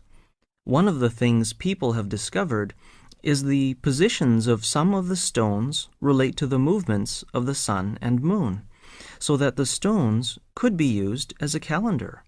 That's interesting. Did you go to Oxford too? It's not far from Stonehenge. No, we didn't because of the time. My host family had to be back before 3 in the afternoon. Oh, what a pity. You should go sometime. It's very interesting too. Yes, I hope I can sometime.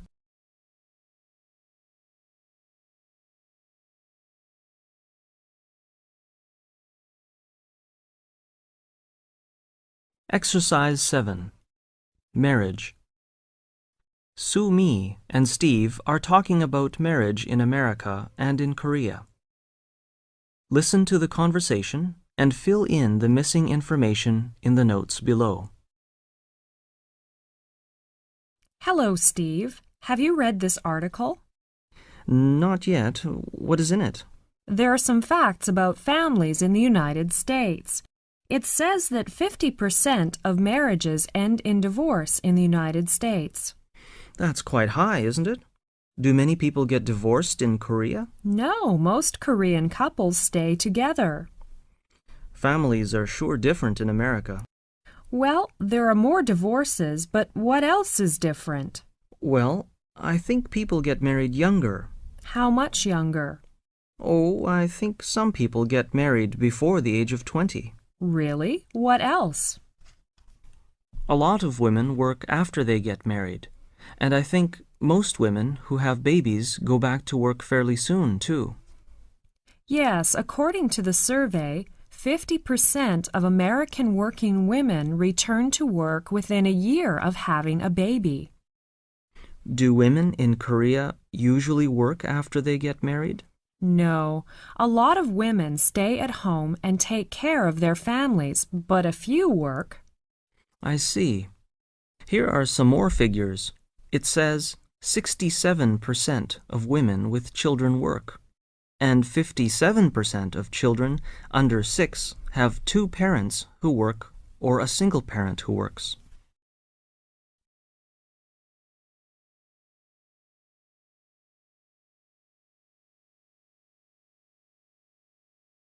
Exercise 8. University Campus. Look at the map of the university campus. You will hear 5 sets of directions to a certain place. As you listen, follow the directions carefully. Then write the letters next to the names of the places below. Conversation 1. Susan is a new student. She goes to the university to register. Excuse me, can you help me? I'm looking for the registration office. Maybe I can. I think it's in the administration building. Are you a new student? Yes, I am. Well, look, here is the map of the campus. We're at the entrance now. The building we face is the Students' Union. The building on our left is the administration building. Thank you. With pleasure. Conversation 2. Susan comes out of the administration building and wants to buy some course books.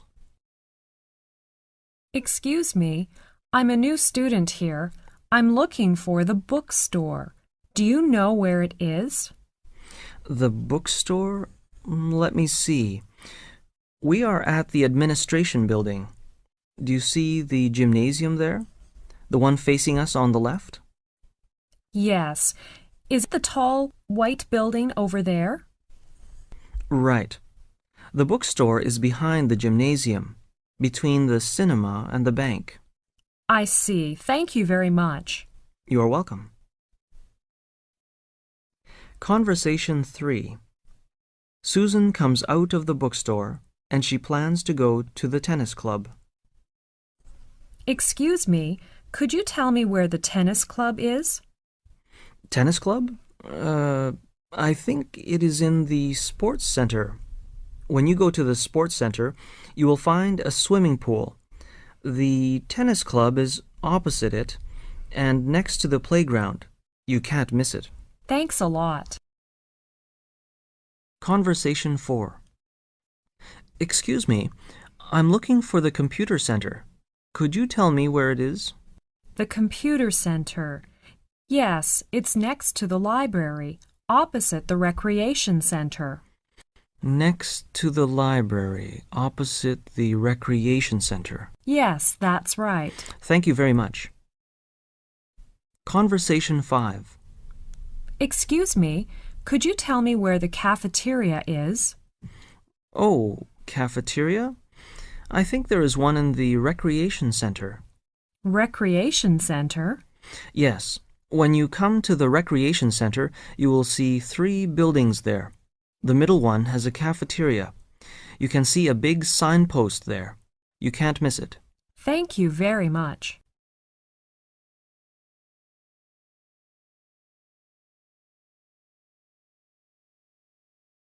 Exercise 9. Music in New Orleans. Listen to the conversation and fill in the missing information in the notes below. Hi, Mike. Do you like jazz? Yes, very much. And I like to dance to jazz too. Do you know who first started to play jazz? Yes, of course. The African Americans. Do you know when and where? Yes. Around 1900, people from many countries lived in New Orleans. Music was an important part of life in this city. Musicians in New Orleans started to play a new kind of music. It was called jazz. Jazz was a kind of music intended to make people happy. I know jazz is kind of a mixture of many different kinds of music. For example, African, blues, European, church music, and work songs. Most early jazz musicians were African American.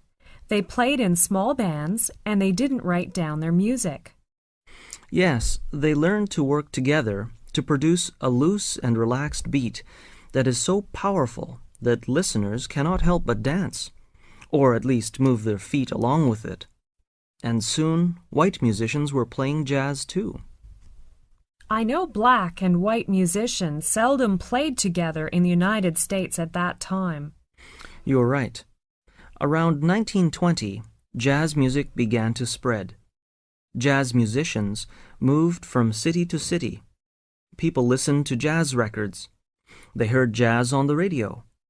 In the 1930s and 1940s, jazz was popular in the U.S. and Canada. The music was called swing. It was played by big bands. It was said there are still a few bands made up of very old musicians playing the old-style jazz in a club in New Orleans. They play jazz for 4.5 hours each evening, so many tourists go there and listen. Can the audience make some special requests for the songs? Yes, if the musicians are willing to play them, people pay a little money for the request. Traditional songs cost $1 and all others cost $2. That's interesting. I'd like to visit the city sometime in the future.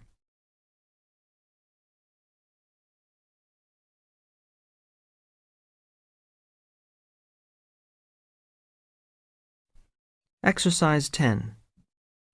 Talking to a landlady. Mrs. Tiger's new lodger is asking what he is allowed to do. Listen to the conversation and make a cross if it is not allowed and fill in the table. Good afternoon. I'm Sam. I phoned yesterday about the room. Is it still available? Yes, come in, please. The room is very nice and big. Do you mind if I put some posters on the walls? No, I don't mind, but don't use sellotape to stick them up. It brings off the paint when you remove it. What about smoking? Is it all right if my friends and I smoke? No, I'm afraid I don't allow smoking anywhere in the house. I see. Can I use the kitchen if I want to cook something? Yes, but only before 7 o'clock in the evenings, not after 7 o'clock. I'm very fond of animals, and I'm thinking of getting a dog. Under no circumstances do I want any pets here. I don't like animals. Well, you said I could use your television in the evenings, is that right? Yes, on condition that you don't have it on after midnight. We don't want to disturb the neighbors. Can I have my friend around in the evenings? Yes, that's okay, but we don't want any big noisy parties, though, so only 2 or 3 friends at the same time, please. Can I have a bath at any time? Yes, except between 6 and 7 in the evening. I get home from work then, and I always like to have a shower before I have my evening meal.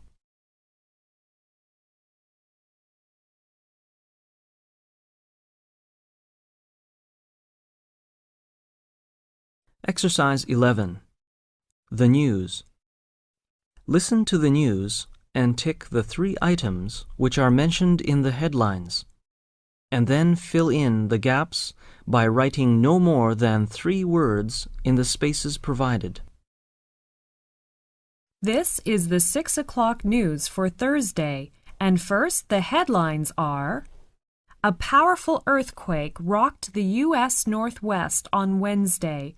Frightened people ran into the streets of Seattle. Earthquake officials said British Columbia felt the shock but escaped any serious damage.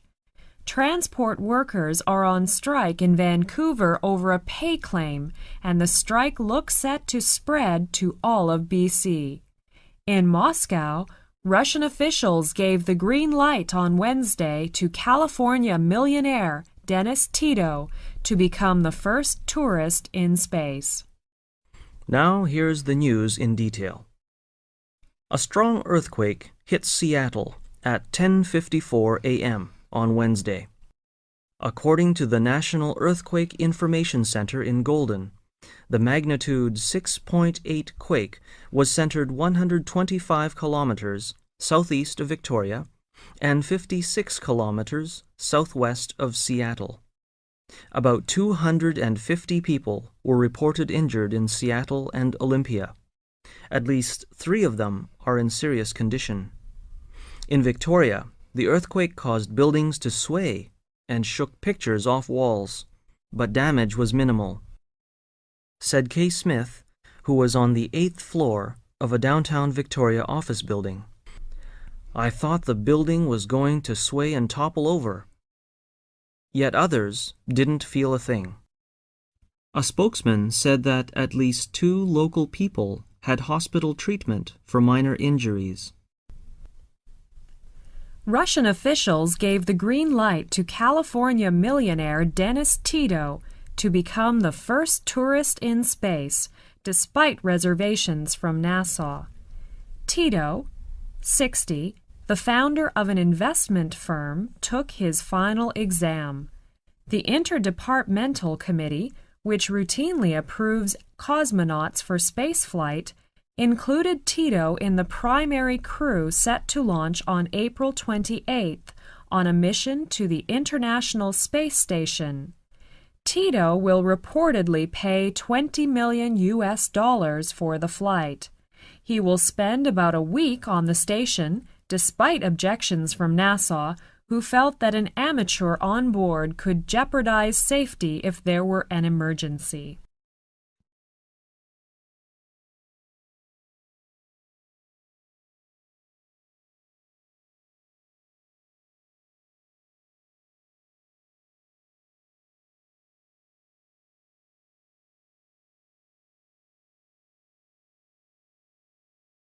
Exercise 12. Some interesting places to go. Listen to the talk and choose the right answer for questions 1 to 3, and then fill in the missing information in the notes for questions 4 to 12. Here are some interesting places to visit. First, the West End. The West End is the name given to the area of central London. It includes Trafalgar Square, the main shopping areas of Oxford Street and Regent Street. Most of London's big department stores are in these streets, and the entertainment centres are in Soho, Piccadilly Circus, and Leicester Square. Trafalgar Square was built early in the last century to commemorate the Battle of Trafalgar. Admiral Lord Nelson's statue stands on top of a column in the middle of Trafalgar Square.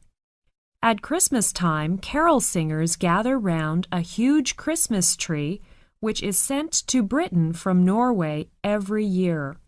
Behind Nelson's column is the National Gallery. Piccadilly Circus is the center of nightlife in the West End. It is usually at the top of everyone's list of things to see in London because it is so well known. It is actually quite small, and most people are rather disappointed when they see it for the first time because they had imagined it would be much bigger. To the north of Piccadilly Circus is Soho, which has been the foreign quarter of London since the 17th century.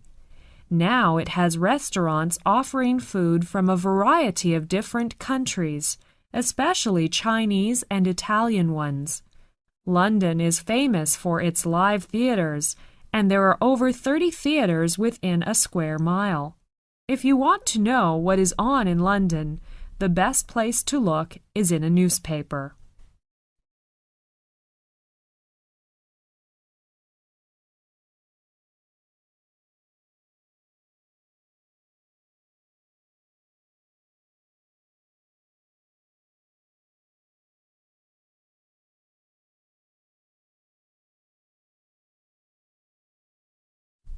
Exercise 13.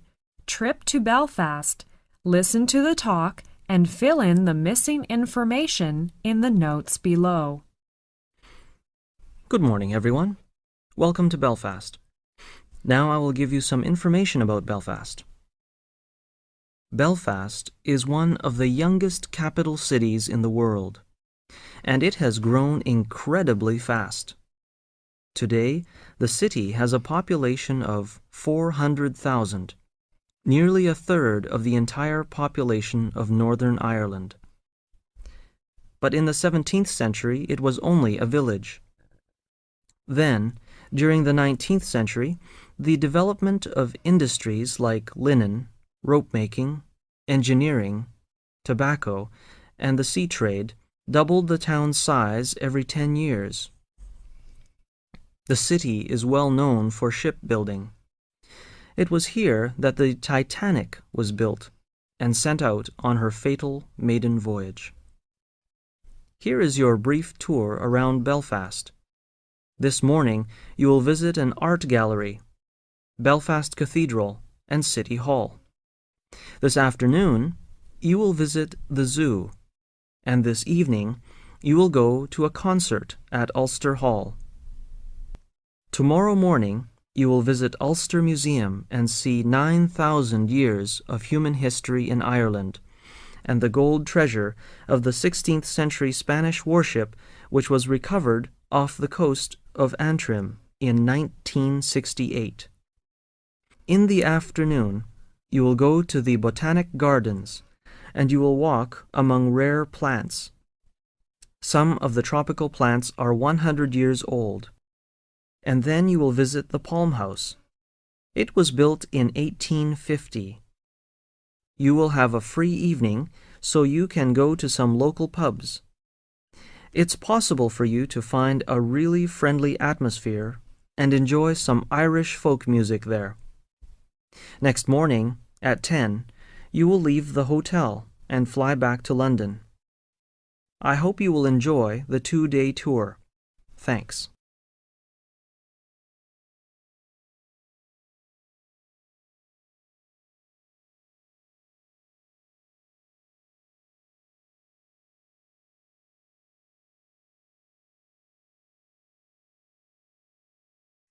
Exercise 14.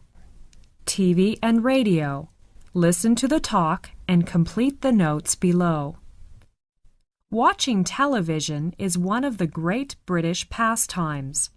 Broadcasting in the United Kingdom is controlled by the British Broadcasting Corporation, known as the BBC, and the Independent Broadcasting Authority, known as IBA. The BBC receives its income from the government. The IBA earns money from private companies advertising. National radio is controlled by the BBC, and listeners can choose between 4 stations. Radio 1 is a pop music station with news and magazine-style programs. Radio 2 plays light music and reports on sport. Radio 3 plays classical music, and Radio 4 has news programs, drama, and general interest programs. There are many local stations, some private and some run by the BBC. Their programs consist mainly of music and local news. The BBC has 2 TV channels. BBC Two has more serious programs and news features. The IBA is responsible for looking after the regional independent TV companies who broadcast their own programs and those they have bought from other regions. There is a break in programs for advertisements about every 15 to 20 minutes. The most recent independent channel is Channel 4, and it has more specialized programs than the main channels. In general, people think the programs offered on British television are of a very high standard. Some people, however, are becoming worried about the amount of violence on TV and the effect this may have on young people.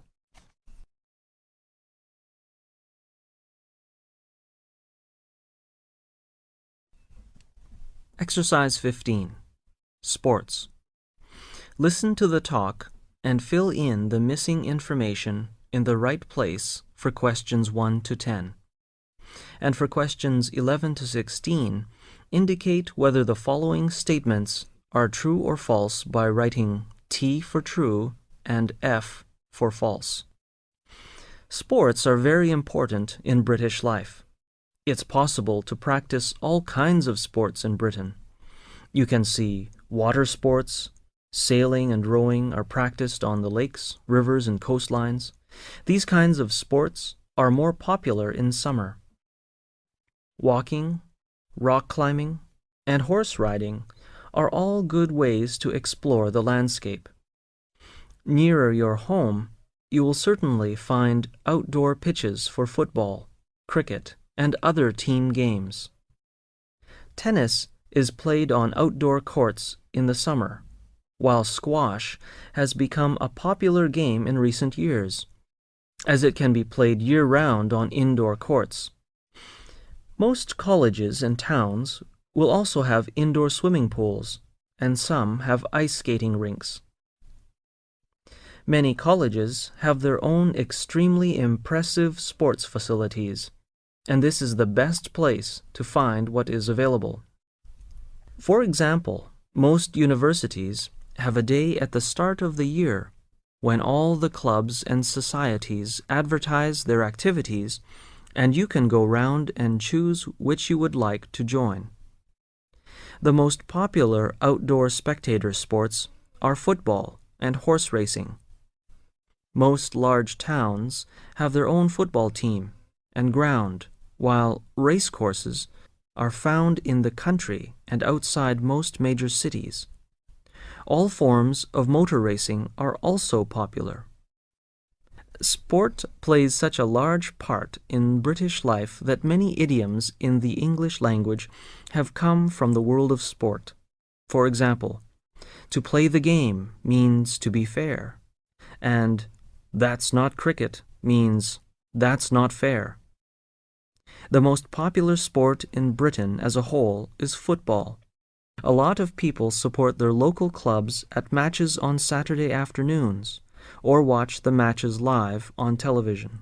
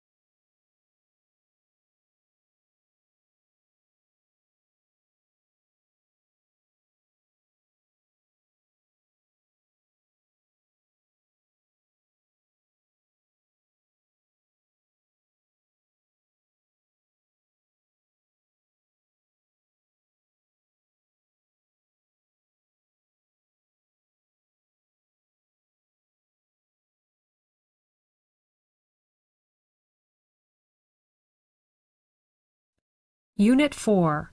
Popular Science. Exercise 1.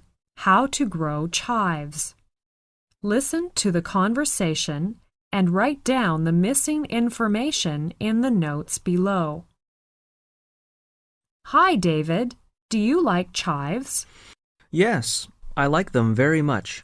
They taste like onions. You can sprinkle fresh chives on cooked chicken, fish, or potatoes. It's very delicious with them. Do you know how to grow them? No, I just buy them when I need them. Do you know how to grow them? Yes, I grow a lot in my garden. Chives are easy to grow. Really? Please tell me how you grow them. I want to plant some in my garden. Okay, you need a bag of potting soil, chive seeds, and a pot with a hole in the bottom. Oh, wait a minute. I need a pen to write this down.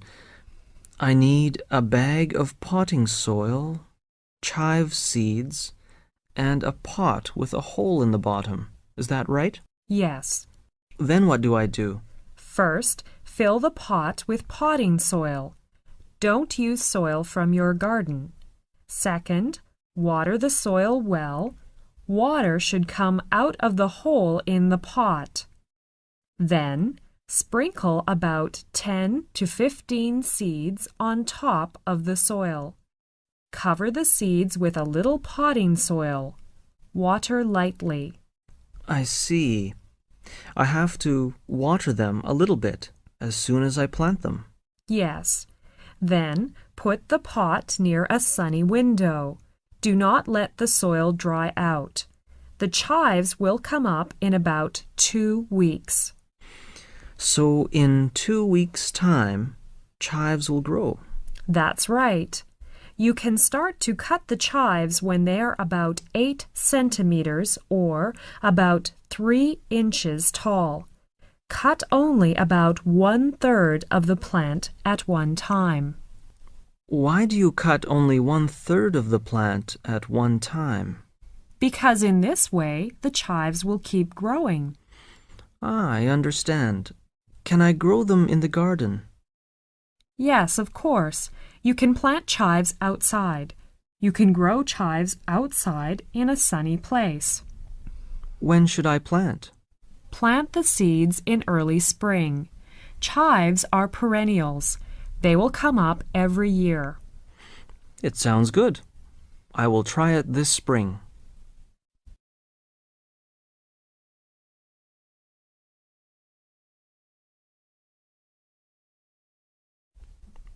Exercise 2.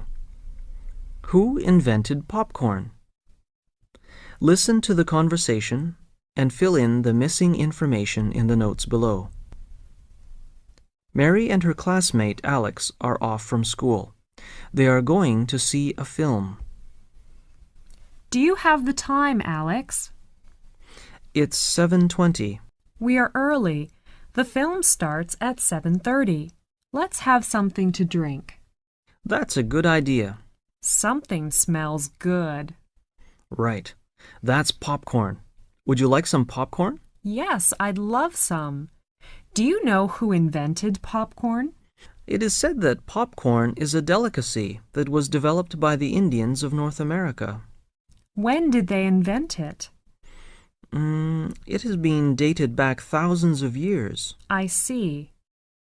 Do you know that the Indians were not only eating popped corn, but they also used popped corn in headdresses, necklaces, and in religious ceremonies?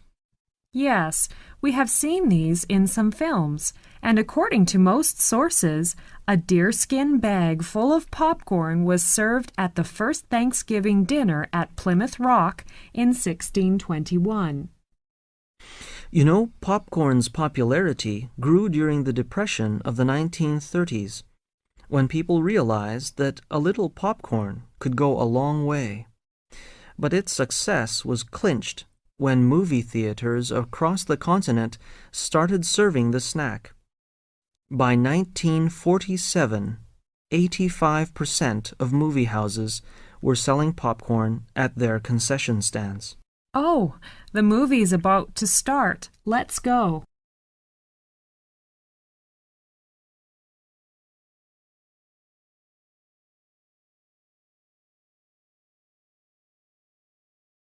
Exercise 3. Lobsters.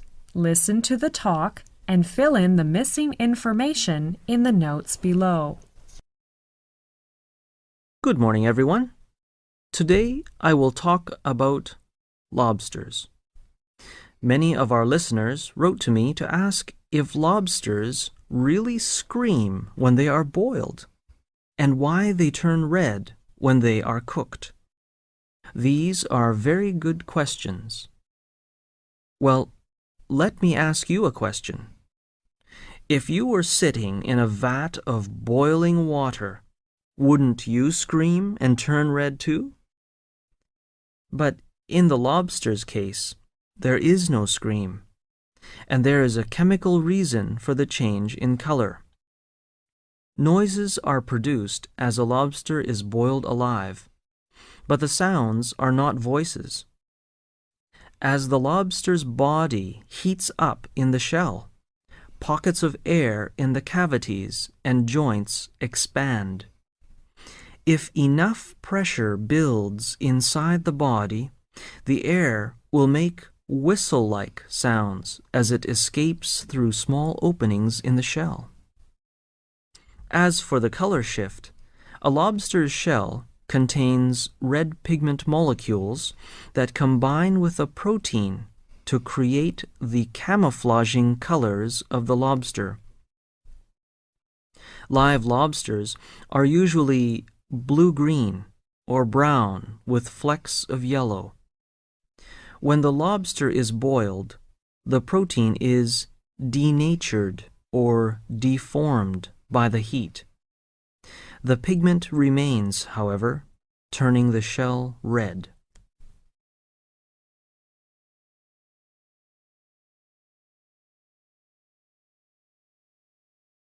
Exercise 4. Jumping off the Golden Gate Bridge. Listen to the conversation and fill in the missing information in the notes below.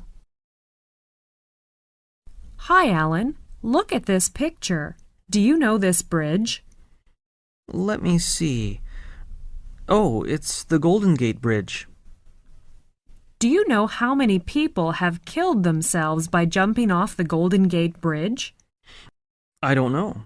Here is the report on that. It said people began jumping off San Francisco's Golden Gate Bridge almost as soon as it was completed in 1937. Between 1937 and 1990, 850 people have jumped from the bridge to their deaths. 850? That's quite a lot. In an average year, 17 people will take the plunge. Yes. This figure is based largely on the number of people actually seen jumping off the bridge and the number of bodies recovered.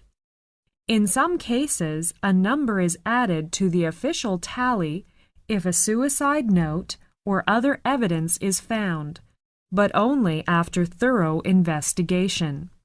There have been a number of faked jumps by people attempting to escape the law.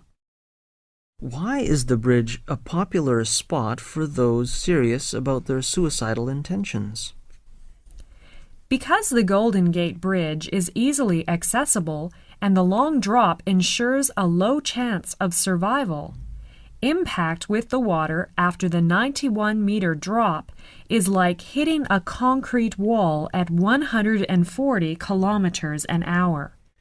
I see. Are there any suicidal people that have failed? Only 17 suicide attempts in the bridge's history have failed. I see.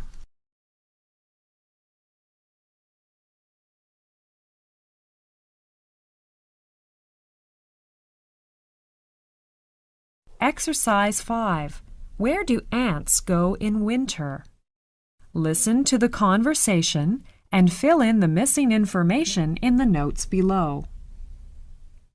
Hi, Tom. Come here. See what I found. What's up? There are thousands of ants here. Yes, I think they are busy taking food home for winter. It's amazing. Do you know where they go in winter? Yes, I've just read an article in the newspaper. When winter comes, ants move deep into their nests, where food has been collected.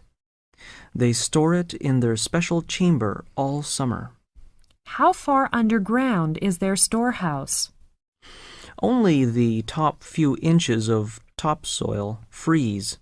Beneath this layer of frozen soil, life goes on in the colony. How big is their nest? The size of their nest varies from just one chamber of a few inches in diameter to vast networks. It can extend 40 feet underground and house a population of up to 10 million ants. 10 million. That's quite a lot. Yes. You know, in North America, an ant community can consist of 12 or more main nests connected by tunnels. The entire colony can cover an area the size of a tennis court. So when spring comes, the ants have to work their way out of the nests and begin the task of gathering food for the next winter. Yes, you're right. They have to do just that. It's fascinating, isn't it?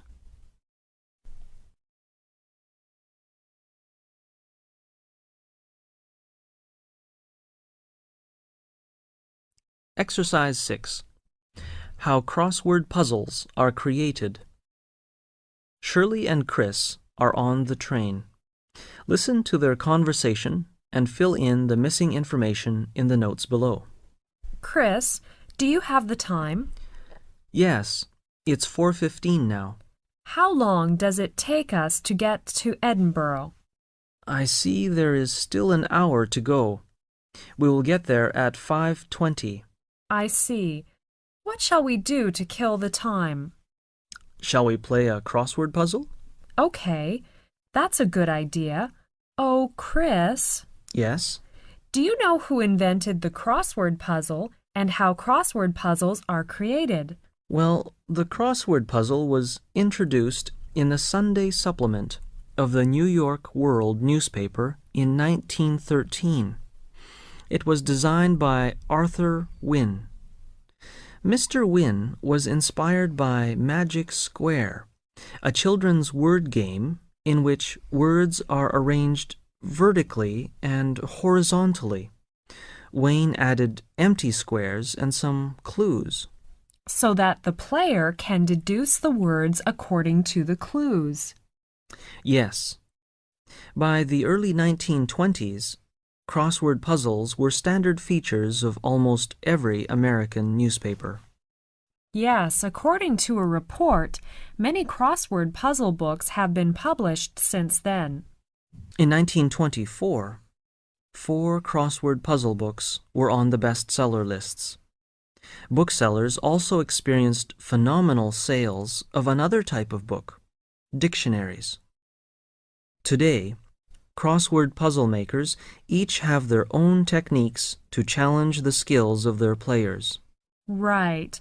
I know Eugene Waleska is a creator of the New York Times crossword puzzle. He begins with a theme and lists as many words as he can think of that loosely fit the theme. Yes.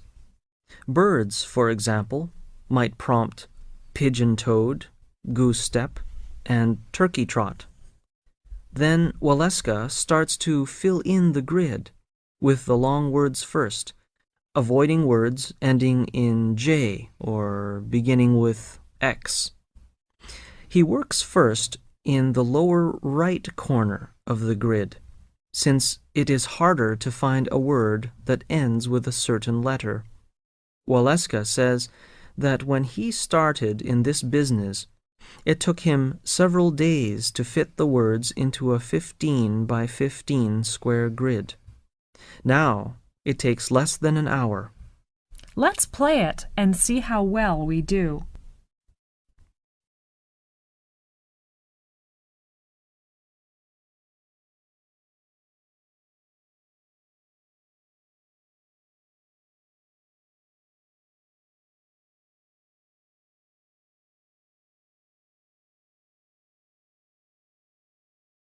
Exercise 7. Koala. Listen to the talk and write down the missing information in the notes below. Good morning, everyone. In today's lecture, I want to look at one of Australia's famous and most loved animals, the koala. The koala is the Australian teddy bear and is the largest member of the phalangers family. The koala looks like a teddy bear. It is 2.5 feet long, with ears seeming as if they were stuck on, beady eyes, and no tail. Its dense, woolly fur is blue-gray in color and was used commercially for fur until koalas were almost exterminated.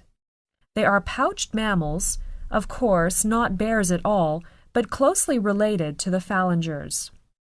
Koalas spend most of all their lives in the eucalyptus trees, feeding on their leaves. Their toes are armed with sharp claws, and their fingers are divided into 2 groups.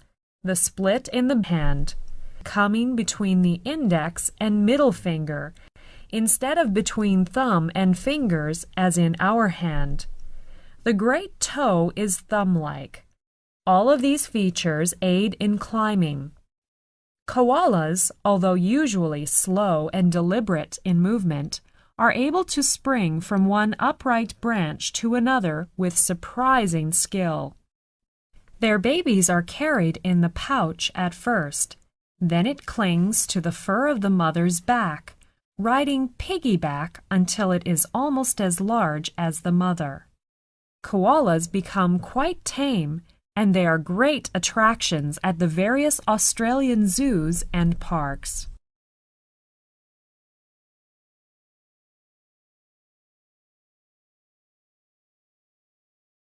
Exercise 8. Stamp collecting. Listen to the talk and write down the missing information in the notes below. The collecting of postage stamps is a hobby that interests people of all ages and all walks of life. It has countless followers in every land. There are over 2 million stamp collectors in the United States and Canada, and among these are a great many boys and girls. The most valuable stamp in the world is the 1-cent British Guiana magenta of 1856. Only one copy is known to exist. It is valued at about $50,000. There are other stamps worth several $1,000s, while many others are valued at hundreds of dollars. Yet most stamps are not expensive. There are hundreds of stamps worth a few dollars, and many more hundreds that you may buy for a few cents. So you see that stamp collecting is not merely a rich man's hobby. Each stamp collector finds his own stamps fascinating, no matter how much or how little money he spends on them. The reason is that there is always a story behind postage stamps. The countries of the world use them as a means of telling the world about their industries, their culture, their great men. They also use stamps to celebrate important events in their history. So, while a stamp collector is enjoying his hobby, he is also storing up knowledge about all kinds of things from every corner of the globe. Usually, a beginner collects everything that comes his way. This is the best method, as in this way he will become acquainted with a wide variety of stamps. Later on, he may decide to specialize in certain kinds. But unless he has already collected all sorts of postage stamps, he will not have enough general information about his hobby to enjoy it to the full.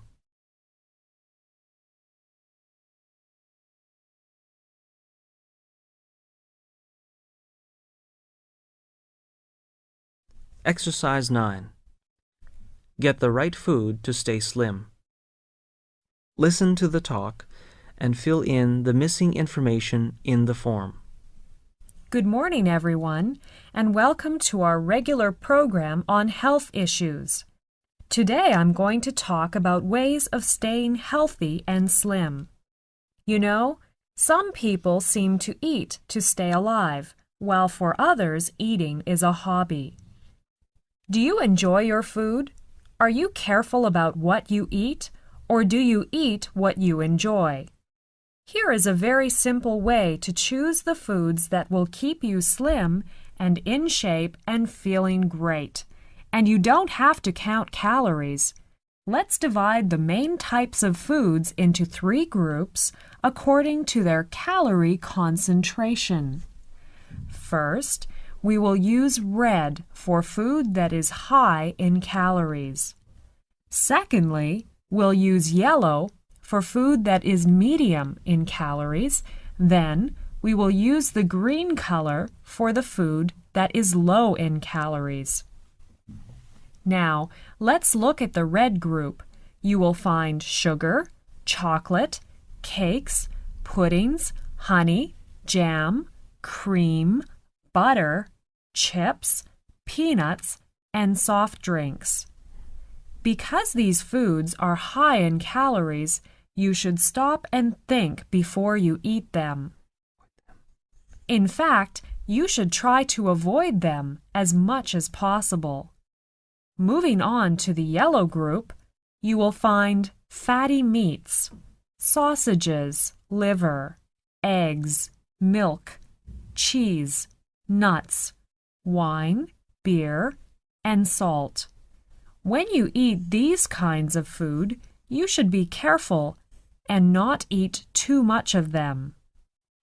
Then we come to the last group, the green one. This group includes fresh fruit, salads, vegetables, seafood, yogurt, skimmed milk, bread, low-calorie soft drinks, tea, and water. When you eat these foods, you can go ahead and eat lots of them.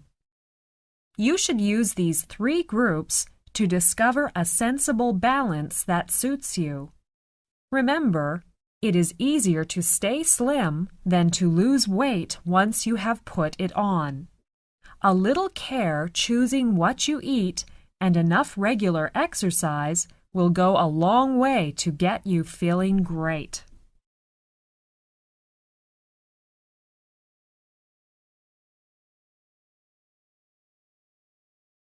Exercise 10. Our body systems. Now listen to the talk about our body systems. As you listen, write down the missing information in the notes below. Our body is a wonderful machine. It has more parts and can do more types of work than any machine in the world. That is why we say that man is the supreme living thing in this world. Well, now let's have a look at our body systems. I'm going to go through them quickly, and then we will have a look at them in detail. Our bodies are made up of several parts: the head, neck, trunk, arms, and legs. These parts are held together by a framework called the skeleton. The skeleton is made up of bones, and it gives the body its shape and form. Bones not only support our bodies, but also help to protect important organs. The skull protects the brain. The ribs protect the lungs and heart. The hips protect part of the food canal. The spine protects the spinal cord. There are different types of bones in our bodies. The main support of the body is the backbone or spine. It is made up of a long row of small bones joined to one another. It is found only in the neck and trunk. The bones of our body are hard, white, and strong. When a bone breaks, new cells begin to grow at the broken ends. More and more new cells are formed until finally the broken ends meet and join together. To find out if a bone is broken, the doctor uses an X-ray machine. This machine can photograph the inside of the body. The photographs it takes are called X-ray photographs.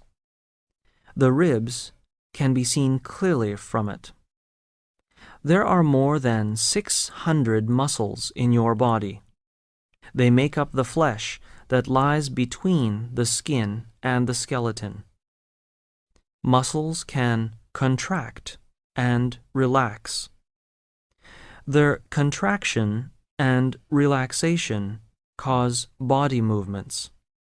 They also push food through the body and make the blood circulate. Now let's see the nervous system. It is made up of 3 parts: the brain, the spinal cord, and the nerves. All parts of the body are connected to the brain by nerves. Nerves act like telegraph wires. They carry messages from the different parts of the body to the brain. Then the brain decides on what to do, and it sends messages back to the appropriate parts of the body. This system controls all muscle movement and also controls your senses. So the nervous system is very important because without it, we will not be able to feel, smell, taste, hear, and see. The brain is the most important part of the nervous system. It controls the movements of the body and sends out instructions to all parts of the body.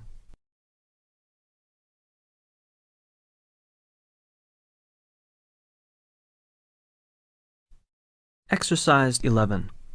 Inventor of the telephone. Now listen to the first part of the talk about the inventor of the telephone. As you listen to the talk, write down the missing information in the notes below. Today, people can talk to each other even if they are thousands of miles apart. They can hear each other as clearly as if they were in the same room. The man who made this possible was Alexander Graham Bell. His invention is the telephone. The telephone sends the human voice from one end of the world to the other. Bell is famous not only as an inventor. He is also well known as a writer of books to help people who cannot speak or hear. He was a teacher of such people. This made him interested in sound. This interest led to his invention. Alexander Bell was born in Edinburgh, Scotland, in 1847. As a boy, he was interested in inventions. He went to the universities of Edinburgh and London. His father and grandfather had both been teachers of deaf people. His father had worked out a system of visible speech. That is a system by which a deaf person can see what people say by reading their lips. Bell learned this system. He soon became a teacher of the deaf, and he opened his own school for deaf people in Canada. Through his teaching, Bell became interested in the sound of the human voice. He thought that it should be possible to send sound across a distance. That is what the word telephone means, far sound. With his assistant, Thomas A. Watson, he worked day and night on this idea. They strung wires across several rooms. Each time when they thought that they had found a way, they tried to talk through the wires. Each time they were disappointed. After each failure, they made some changes and tried again.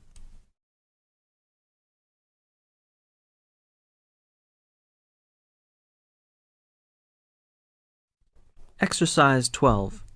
Inventor of the telephone. Now listen to the second part of the talk about the inventor of the telephone and fill in the missing information in the notes below. Then one day, in June of 1875, Watson, who was downstairs, heard Bell's voice from the attic. "Mr. Watson, please come here. I want you." Watson was so excited that he ran upstairs crying, "I heard you, Mr. Bell. I heard you clearly." On that day, the telephone had been invented. The words Bell spoke to Watson was the first telephone message ever sent. Bell and Watson continued to work to improve the telephone. The first long-distance, two-way telephone conversation took place later that same year.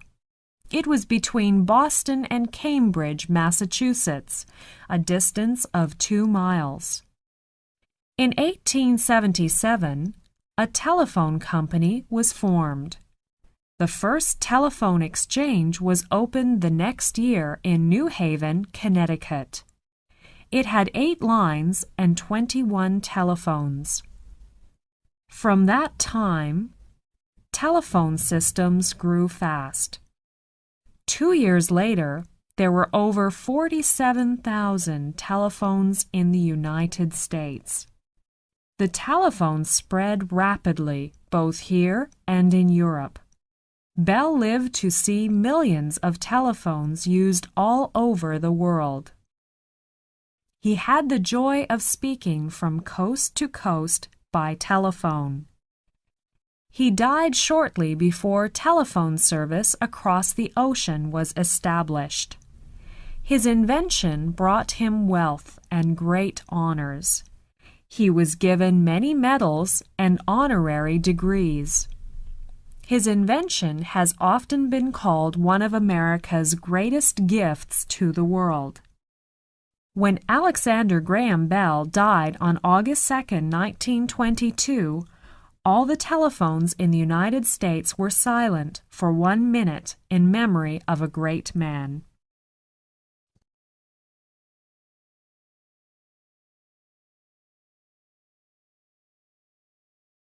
Exercise 13.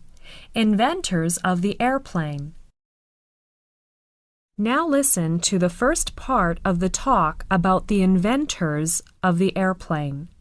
As you listen to the talk, write down the missing information in the notes below. The first successful trip men made through the air was in a balloon. The next step was to make the balloon go where they wanted it to go. This they did by adding motors and propellers. The result was the airship. But still, men were not satisfied. They wanted to build a machine that would fly through the air on wings. Such a machine is called an airplane. Many people in Europe and in America worked on this concept. The first inventors to build an aeroplane in which a man could fly were Wilbur and Orville Wright. Wilbur was born in 1867 near Millville, Indiana. Orville Wright was born 4 years later. When the two brothers grew up, they built up a successful printing business and soon opened a bicycle shop. One day, Wilbur read of a man in Germany who had fallen to his death while flying in a glider. A glider is really a kite that is large enough to carry a man. The idea of flying in a glider immediately interested Wilbur Wright. He told Orville about it. Then he began looking through the books in his father's library. One of the books which he found helpful was a book on birds. Man was imitating the birds when he was attempting to fly. The two brothers carefully watched and studied the flight of birds. They noticed how some birds could coast through the air for long periods of time. They found that other people, both in America and in Europe, had been trying to fly. These people had built gliders too. There was one question no one had answered. That was how to balance the glider when it began to dip forward, or backward, or to one side. The Wright brothers, after long study, decided to build a pair of smaller wings before the wings of their glider. By turning these smaller wings up or down, the glider would not dip forward or backward too far. For 4 years, the Wright brothers studied and worked on this problem. At last, they were ready to build a glider of their own. In the fall of the year 1900, the Wright brothers built their first glider at Kitty Hawk, and the test flight was a success.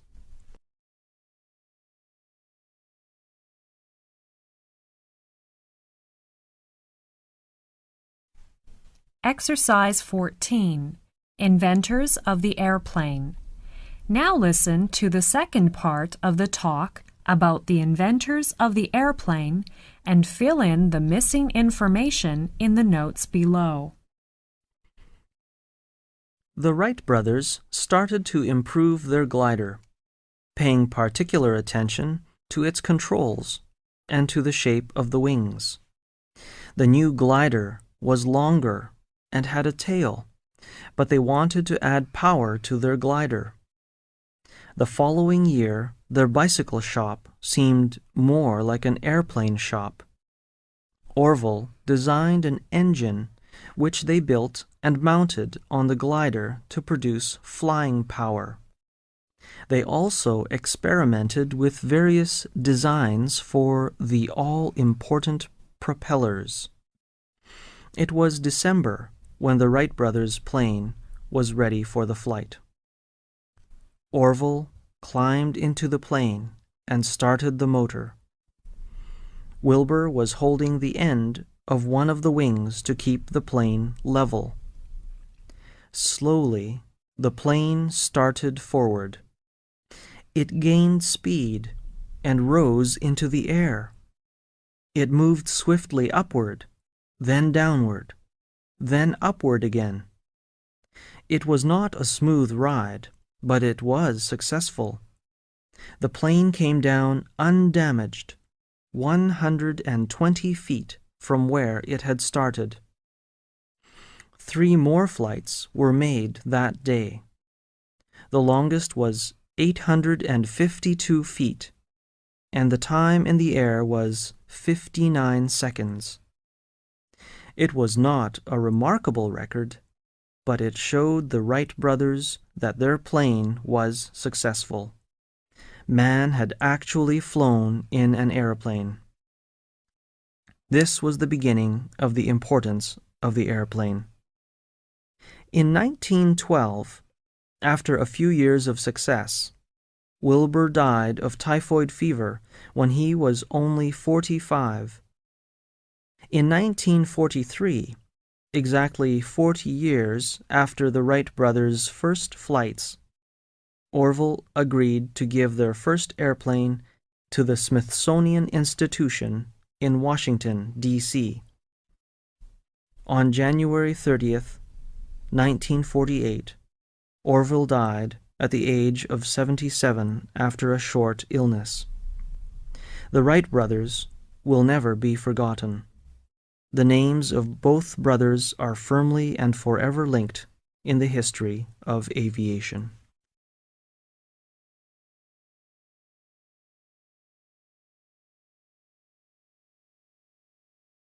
Exercise 15. Invention of the telegraph. Listen to the first part of the talk about the invention of the telegraph. As you listen, circle the correct letter for questions 1 to 3, and then fill in the missing information in the notes for questions 4 to 14.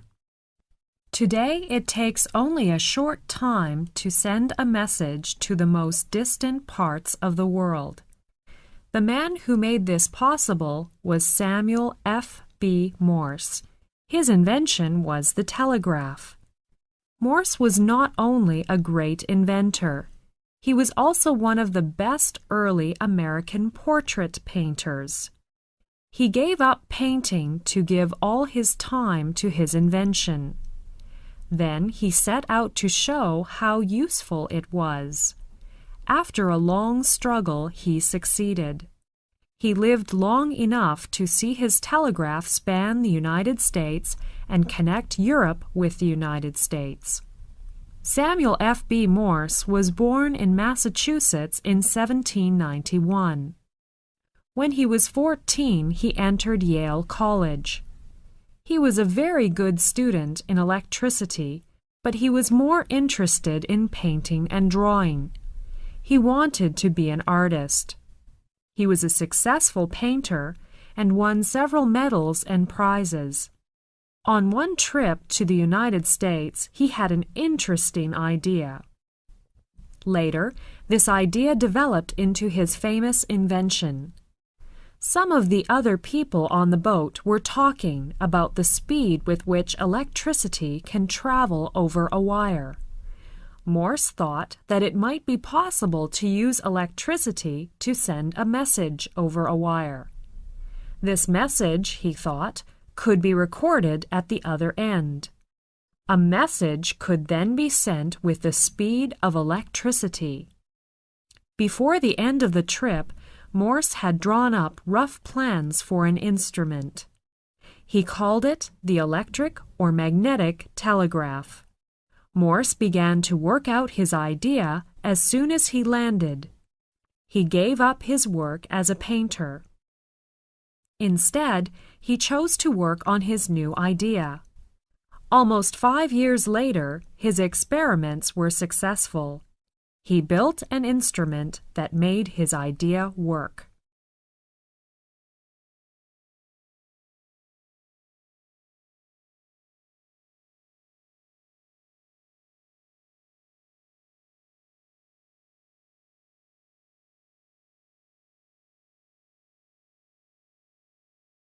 Exercise 16.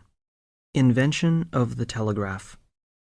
Listen to the second part of the talk and complete the notes below.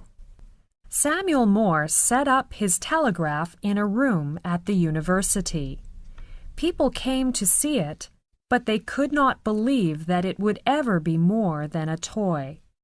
Morse needed more money to build a telegraph over a distance. He could never prove what it could do if it was just set up in one room.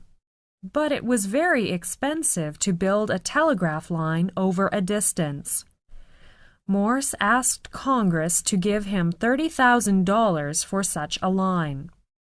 But many people in Congress laughed at his idea, so he didn't get the money. Morse struggled on, hoping that someday he could prove the value of his invention. He went to several European countries to try to get them to use the telegraph there, but European governments didn't want to have anything to do with his wild idea. He returned to America sad and without money. When he asked Congress for the money again this time, Congress granted him $30,000. As soon as he got the money, Morse built a telegraph line from Washington to Baltimore, a distance of about 40 miles. At first, he tried to lay his wires underground, but that did not work well. So, he decided to nail the wires to poles. Finally, the line was ready for the first test. One day in 1844, after 12 years of work, Morse stood at Washington with a group of friends. He was ready to send the first telegraph message. Another group was in Baltimore, ready to receive it. The message went through clearly. From then on, people believed in the telegraph. Soon poles and wires were spread over the United States. Then cables were laid under the oceans, and telegraph service was in use all over the world.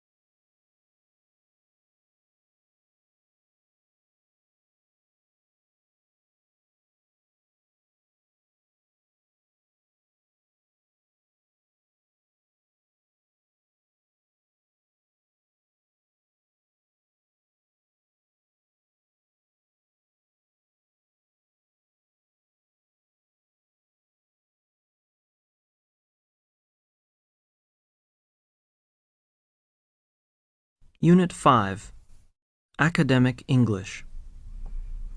Exercise 1, University's Calendar. Listen to the talk about the university's calendar. As you listen, write down the missing days and dates in the correct place, and then fill in the missing information in the notes.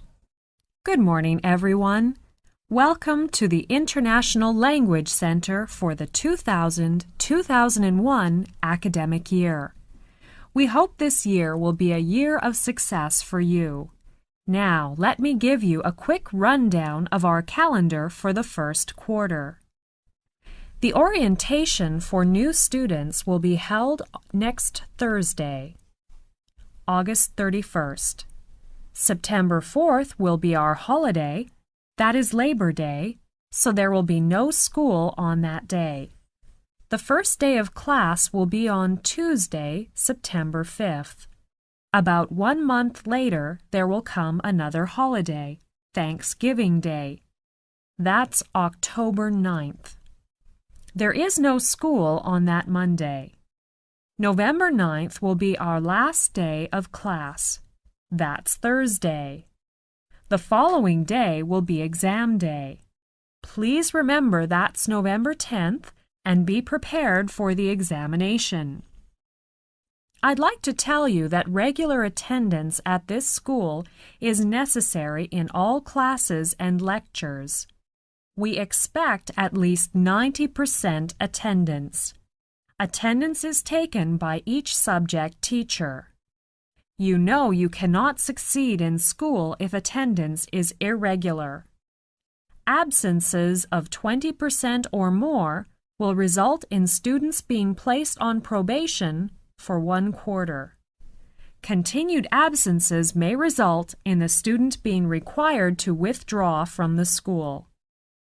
It's our expectation you will all grow to realize your full potential and contribute your talents to this year's activities.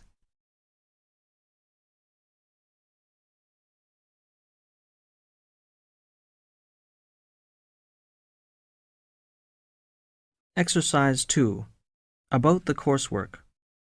Listen to the talk and fill in the missing information in the notes, and then circle the correct letters. Hello, everyone. Before you start your course, we would like to tell you a little about the background of how the course is designed. You will have an opportunity to discuss the emphasis you would like the course to have in the first 2 units. We are confident you will benefit from the course if you can agree on what is important to do and how you would like it to be done. The emphasis of this course is on observing how native speakers use English, describing how the language is used, discussing difficulties, and practicing the language as it is really used. Much of the material, particularly in the second part of each unit, may seem simple from a structural and vocabulary point of view, that is. The emphasis, however, is not on knowing nor even understanding such language, but on being able to use it yourself. This course is not for those who want to know something about English, but for those who wish to use it effectively as a means of spoken communication. The following assumptions are made throughout the course. 1. It is possible to study the spoken language, and this is in no way inferior to the written language. 2. Some students find grammar rules helpful, others do not, but nobody finds rules helpful which are full of exceptions. 3. It helps to learn more words, but it often helps more to learn to use those you already know more effectively. 4. At your level, discussing the language and how it is used is an essential element in learning. 5. It helps to use authentic materials. This course is not for those who want to know, but for those who want to use the language.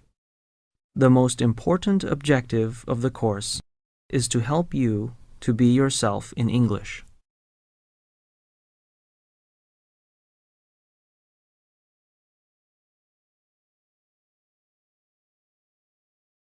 Exercise 3. Being involved in campus life. Listen to the talk and circle the correct letter and then fill in the missing information in the notes. Good morning and welcome to our regular lecture on being a confident student. This series of lectures is organized by the Students' Union, and we want to help you to cope well with the life on campus. Today, it's a great pleasure for me to welcome Ms. Diana Sheeran, who is the President of the Students' Union, and she has been kind enough to give up her time to come along and talk to us. Thank you. Thank you very much, John. May I say it's a pleasure to be here. Now, I know being away from home and having to look after yourselves can make you feel homesick and give you a hard time. So today I'm going to talk about the ways of making sure that you get involved in campus life. This may help you cope better with your study and life on campus. To become more involved in campus life, use your college's resources, which include places to go for help, people who can help you, and publications that can help you. Your instructors, academic advisors, counselors, department heads, resident advisors, coaches, and club sponsors are among the people you can ask for help. Become familiar with the services your college provides and know where to get them. The registrar's office answers all questions about records and grades. The Career Center can help assess your interests and skills. The Guidance Office offers help with course selection and scheduling and may offer personal counseling as well.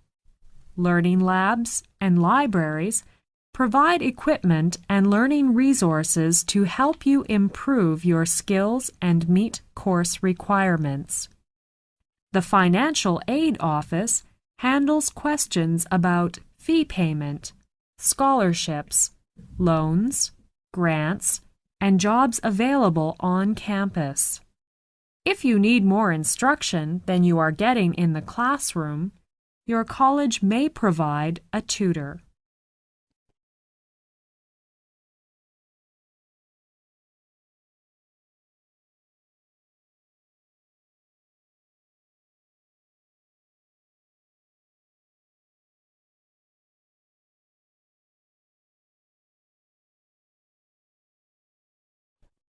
Exercise 4.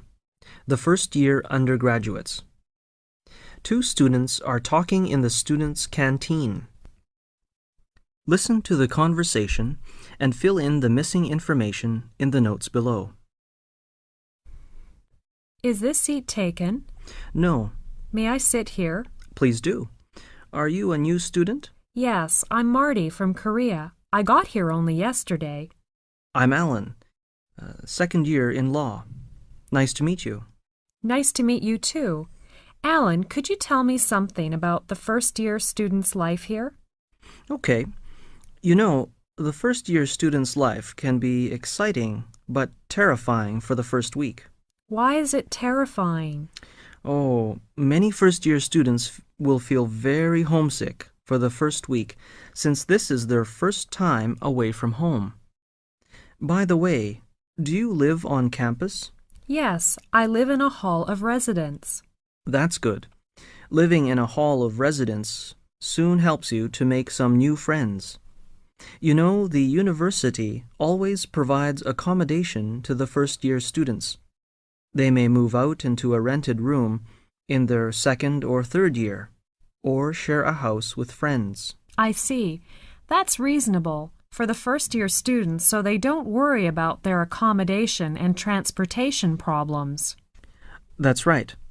During the first week, all the clubs and societies will hold a students' fair, during which they try to persuade new students to join their society. Oh, I heard about that. I expected this kind of fair. I'd like to join some sports clubs so I will have something to do in my spare time.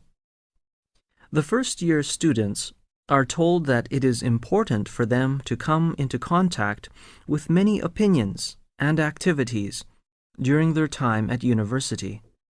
The first week, you may be taken to visit the campus. You can see groups of students walking around the huge campus, finding their way around in the first week of university. And at weekends, the university may organize some trips to places nearby, so you will be quite busy for the first few weeks. It sounds good. All the activities will keep me busy. Thank you, Alan. You are welcome, and hope you will enjoy your stay here.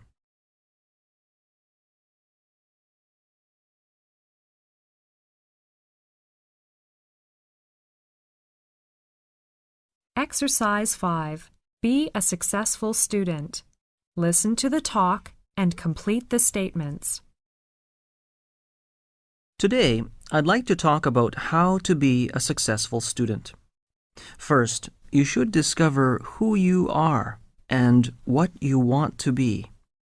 We all have our own personalities, qualities, character, and relationships. All those things together make us who we are. It's time to ask yourself, what kind of a person do you want to be? Shakespeare said, "The world is a stage, and we all play different roles." Well, what roles do you play? A student or a teacher? Musician or doctor? Write your roles down. For each role, what are your responsibilities? Then ask yourself, what would you want to do? And what would your future look like? How do people get what they want? How can you make your dreams come true? One thing to do is to set a goal and make a plan to achieve your goals. We all know that good things don't happen overnight, but you have to be prepared. You might just have to work hard to make it happen. Remember, you need to make a plan for your goals. Write down your short-term goals and break them into weekly goals so you know exactly what you need to do each week. You will be surprised how helpful this can be. Some projects are small and can be completed in a day. But then there are big projects like essays, reports, personal goals, difficult things that require planning, time, and effort. So you can plan personal and academic goals on the monthly and weekly planning pages of your list. Make it easy on yourself. Break down your projects or goals into small, easier steps and work towards them one step at a time. When you finish your plan, you should start to do it. Once you get going, it's much easier to continue. You can reward yourself with a treat. For example, some healthy snack or game for making progress on a project. You can work with a friend and encourage each other. You can design your own study schedule and stick to it. But be in control. Don't interrupt your study time for phone calls or TV shows. When you finish studying, you should review and check all completed tasks. Mark unfinished tasks with a future date and get ready to do it the next day. Now, let's just refresh our memories. First, to discover who you are and what you want to be. Then, plan to achieve your goals. And last is to do it because you can.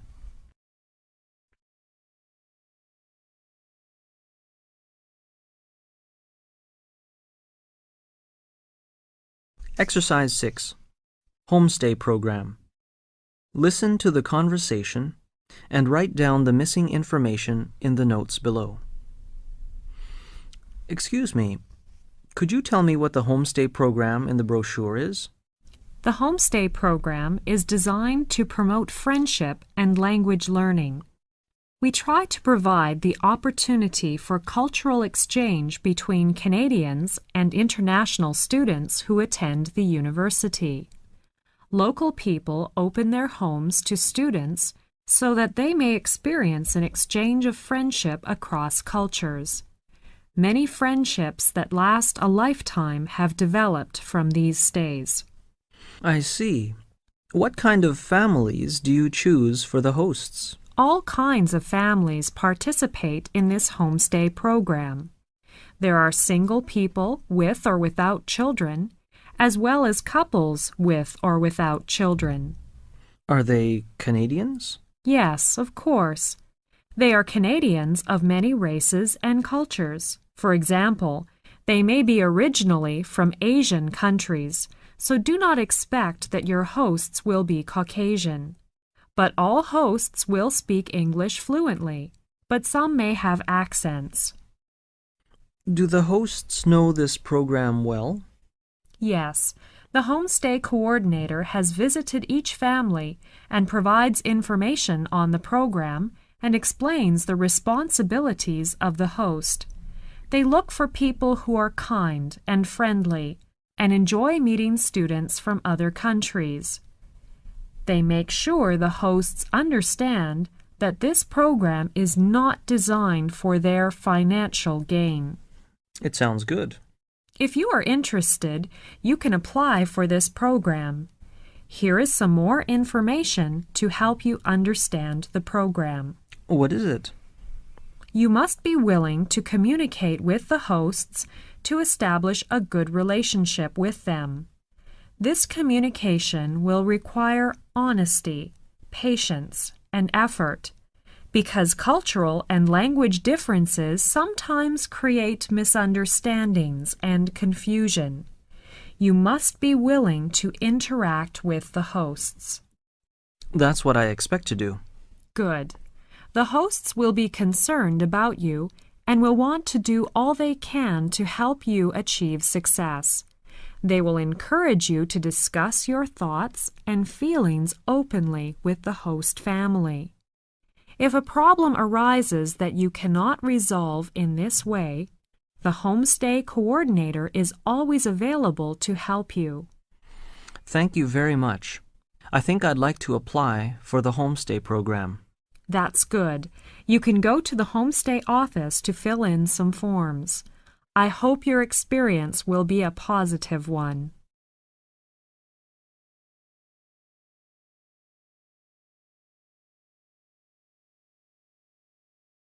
Exercise 7. Oxford. Listen to the talk and fill in the missing words or figures in the notes for questions 1 to 11, and then circle the appropriate letter for questions 12 to 15. Good afternoon, everyone. Today, I'd like to tell you a little bit about the history of Oxford. Oxford has been a town for many centuries. The first written records of its existence date from before 912. Oxford University began to establish itself in the middle of the 12th century, and by 1300 there were already 1,500 students. At this time, Oxford was a wealthy town, but by the middle of the 14th century it was poorer because of a decline in trade and because of the terrible plague, which killed many people in England. Relations between the students and the townspeople were very unfriendly, and there was often fighting in the streets. On the 10th of February, 1355, a battle began which lasted 2 days. 62 students were killed.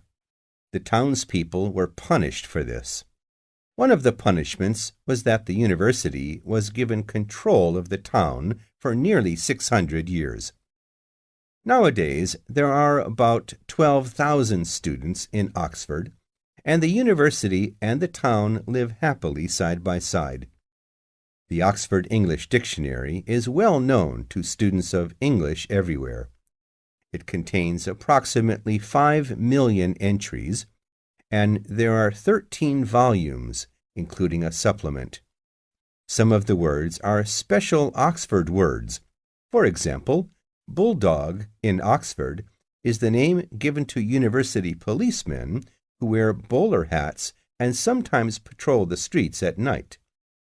They are very fast runners. Punt is a word often used in both Oxford and Cambridge. It refers to a flat-bottomed boat with sloping ends, which is moved by pushing a long pole in the water.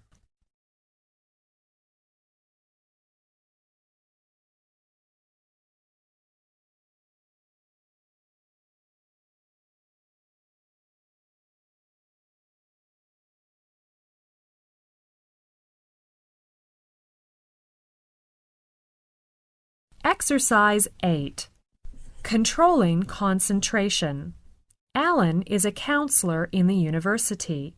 Susan is a first-year student. Listen to their conversation and fill in the missing information in the notes below. Good morning, Susan. Come in. Good morning, Alan. What can I do for you? I've come for some advice. I'm a first-year student. I want to know how to control my concentration to study. That's a good question. I think you can improve your concentration by identifying and eliminating internal and external distractions. What's an internal distraction? Internal distractions are physical feelings that you can take control of since they originate within you.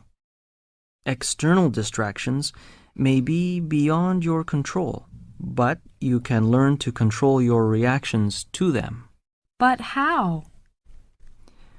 To minimize internal and external distractions, you can take care of your physical needs before beginning a task. Maintain a positive attitude towards studying. And you can work to solve problems that you know cause you worry and stress. Yes, go on. You can improve your concentration by having a good place to study. The ideal home or dorm study environment is as distraction-free as you can make it. That's true. I can make it into a nice study place. You can choose a quiet location with adequate lighting. Select comfortable furniture suited to your needs. Keep your books and supplies readily available so you don't have to interrupt your studying to find them.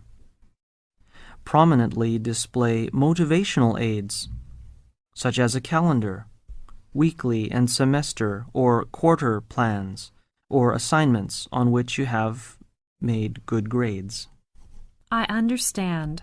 I should find a nice and comfortable study place before I start to study. You are right. And how you study can also affect your concentration. Use your time efficiently. Break large tasks into smaller ones. Study similar subjects at different times. Take frequent breaks. Reward yourself for work accomplished. By the way, do you share your textbooks with other students? No, I have my own textbooks. That's good. Otherwise, you will be influenced by what another student thought if the book is underlined or highlighted by others. Thank you very much. I'll try the methods you have mentioned. Good luck. Okay, bye.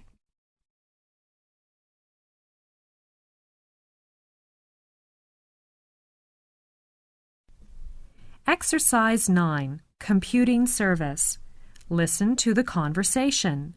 As you listen, circle the right letter for questions 1 to 3, and then complete the notes for questions 4 to 8. Excuse me, could you tell me where the university computer lab is? Are you a new student? Yes, I'm a first-year student. I want to use a computer to type my assignment. I see. Our university provides the most up-to-date computing environment of any college or university in Britain. There are 2 labs dedicated to student access. No classes are scheduled in them, so you can drop in any time when they are open. Do you know where these 2 labs are? Yes. One is in room 114 in building 315, and the other one is in room 110 in building 335. There are 27 computers in each one. Only 27 are in each one. Are there any other labs I can use if these 2 labs are full? Yes, we own 6 general-purpose labs, which often have classes booked in them. but they are available for drop-in use when classes are not in session. Check the lab before you go in.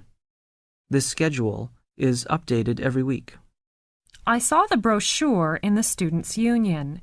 It said that there are at least 19 labs on campus. Yes, there are 11 other large labs on campus, but they have dedicated uses of various kinds and are not usually available for general use. Do you know if there are any rules in the labs? Yes, we do have some rules. What are they? Let me think about them. Yes, the first, labs and computer equipment are provided only for registered students to do work associated with their courses. I see. So we have to use our ID card when we get into the lab. That's right.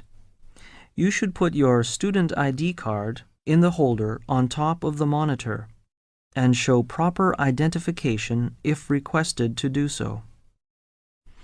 Second, computers are a limited resource shared among many students, so please respect the needs of others. When all computers are in constant use, please limit your session on the computer to an hour at a time. Can we reserve computers? I'm sorry, you may not reserve computers. When you leave the lab for a coffee break, you must save your work and make the computer available for another student to use. I see. Can I bring some drinks there? Absolutely no food or drink in the labs. Are there any printers there? Yes, of course. But remember, when you print, please limit printing to 1 copy of a document. And please do not start printing less than 10 minutes before the lab closes. Thank you very much. This helps me a lot.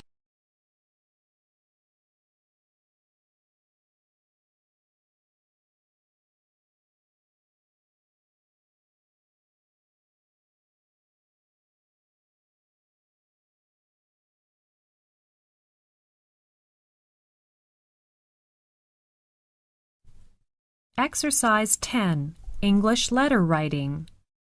Listen to the conversation and fill in the missing information in the notes below. Hi, Lucy. Shall we go to swim after school?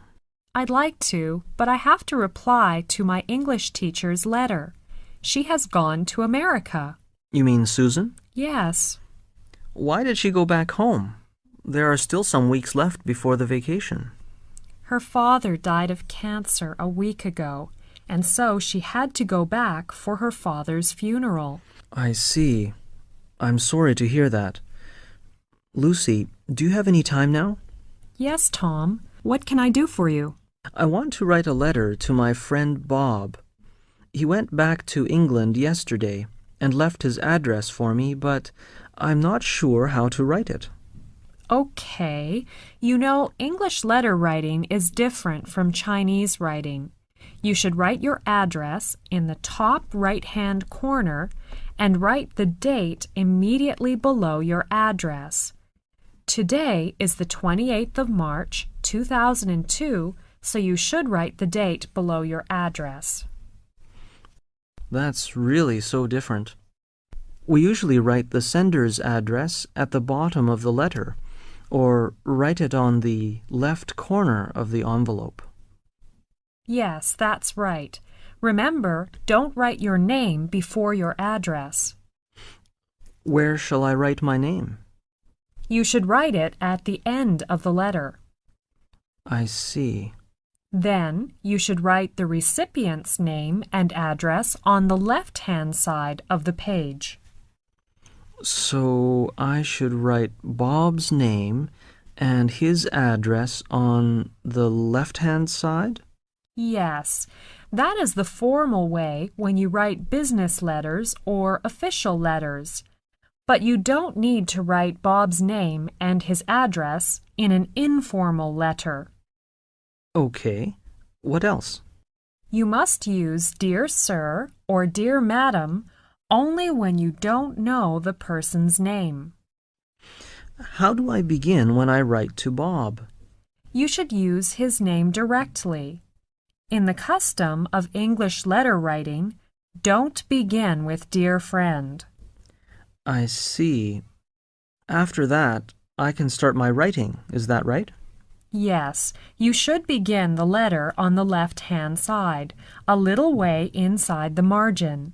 At the end of your letter, write a short final sentence on a separate line. What should I write for the last sentence? Usually, people write like this: I'm looking forward to hearing from you soon, or I hope to hear from you soon. Then end with yours faithfully if you began with dear sir or madam. In formal letters, if you begin with dear Mr. X, you should end with yours sincerely. I see. Don't use dear sir or madam with yours sincerely, or dear Mr. X with yours faithfully. But what shall I use for Bob's letter? You can use yours, best wishes, or love in informal letters depending on how well you know the person. Thank you very much for the help. With pleasure. I have to go now. See you soon. Goodbye.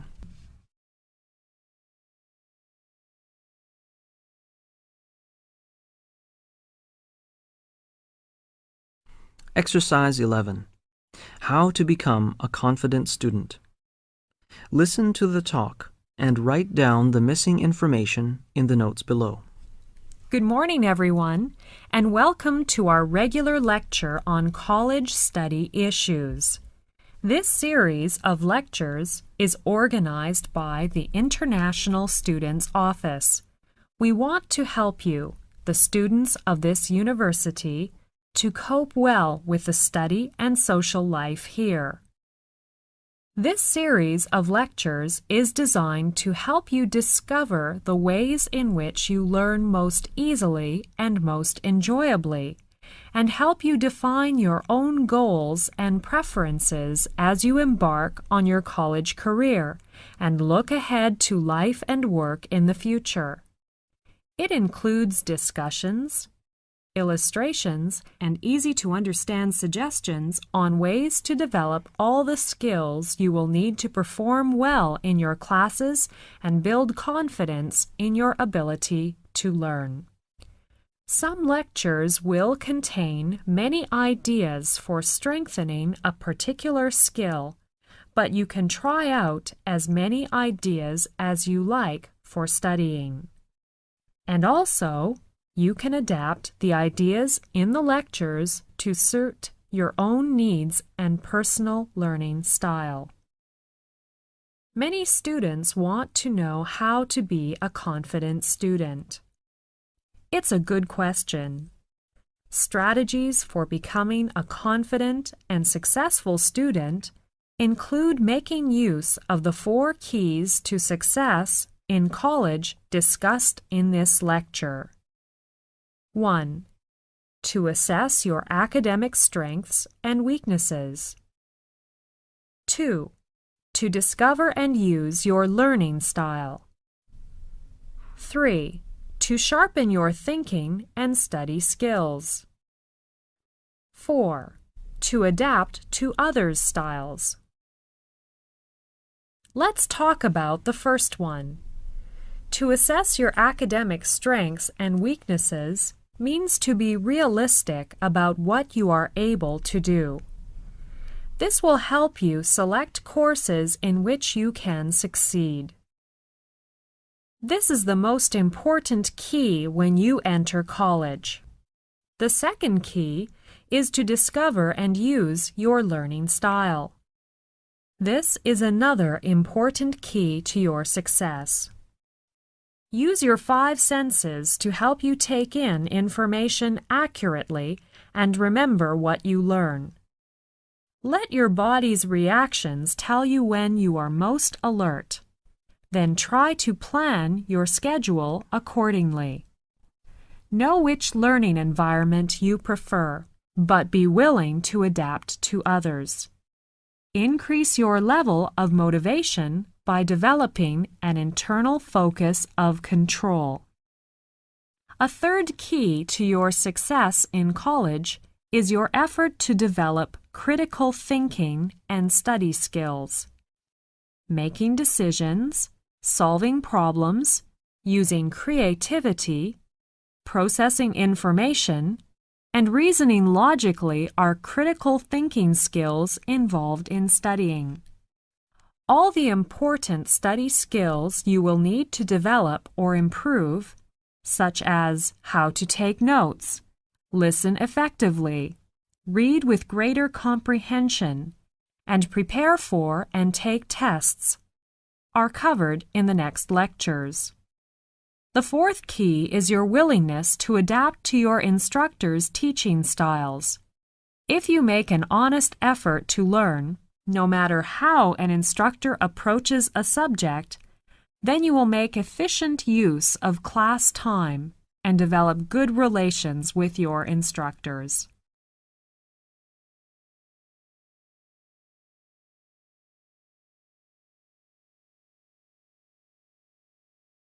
Exercise 12. About language learning. Chris is Susan's tutor. They are talking about language learning. Listen to their conversation and fill in the missing words in the notes below. Hi, Susan. How are you getting on with your English studies? It's hard. I have been in England for a year, but I still have a lot of problems both in speaking and reading. Don't worry. You have to be patient and practice them more. It's very strange, you know, my son Eric, he is only 4, but he seems to learn English much more quickly than I do. Why is this? Why is it easy for young children to learn a language? That's a good question.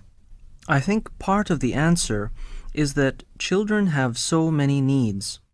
They need to be helped by grown-ups. They have to make their needs known. And they are always watching the effect of what they say and trying new ways of getting what they want. Children are learning new things all the time. I agree with you. We adults need to learn new things as well, especially when we settle in a foreign country. But it takes us a longer time to get used to a new life than young children. They seem to adapt more quickly. Yes. Another part of the answer I'd like to point out is that children are not, as older people sometimes are, fixed in their ways of living. When they are taken from one country to another, they change easily from one language to another, from one bed to another, from one food to another. Older people are more fixed in their ways. They have been hearing and talking one language for a long time. Their ways of hearing and making sounds and of putting words together are like the rails a train goes on. They have been up and down their lines of talk and thought too many times to change them easily. I quite agree with you. A child is freer in his ways. He is more like a bird. He is free to go in any direction he wants. He is free to hear sounds as they are and make them as he hears them. He is free to put new words together in new ways in speaking a new language. I think that is why they learn things so fast. The more languages you hear and get to know, the more you will see how any language is made up of a small number of sounds put together in different ways. For example, in English, light and right are different words with only one sound in them different. The same is true of long and wrong. If a learner does not hear these different sounds as different, he may get the wrong meaning. That's true. I have had this kind of problem. 6 months ago, I was asking the way to the station. The man told me to turn to the right, but what I thought he said was to turn at the light, so I tried to find the light. It took me hours to get to the station. I'm sorry to hear that. You know, most people learn their mother language without being able to give any account at all of how it works. They learn to talk as they learn to walk, without any idea of how they do it. People who learn to use a language well do so through talking with others who use it well, through reading good writers, and through watching the effects on others of what they say and how they say it. I will try all these. The world needs more people who can use languages well. Language is as necessary to our minds as the air we breathe is to our bodies.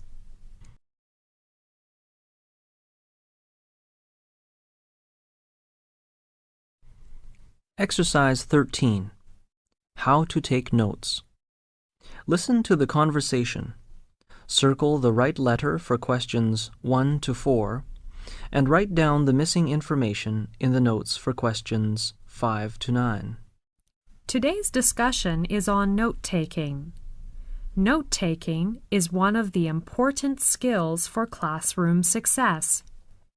There is no one best way to take notes, but your own experience and some suggestions may help you to cope well with university study here.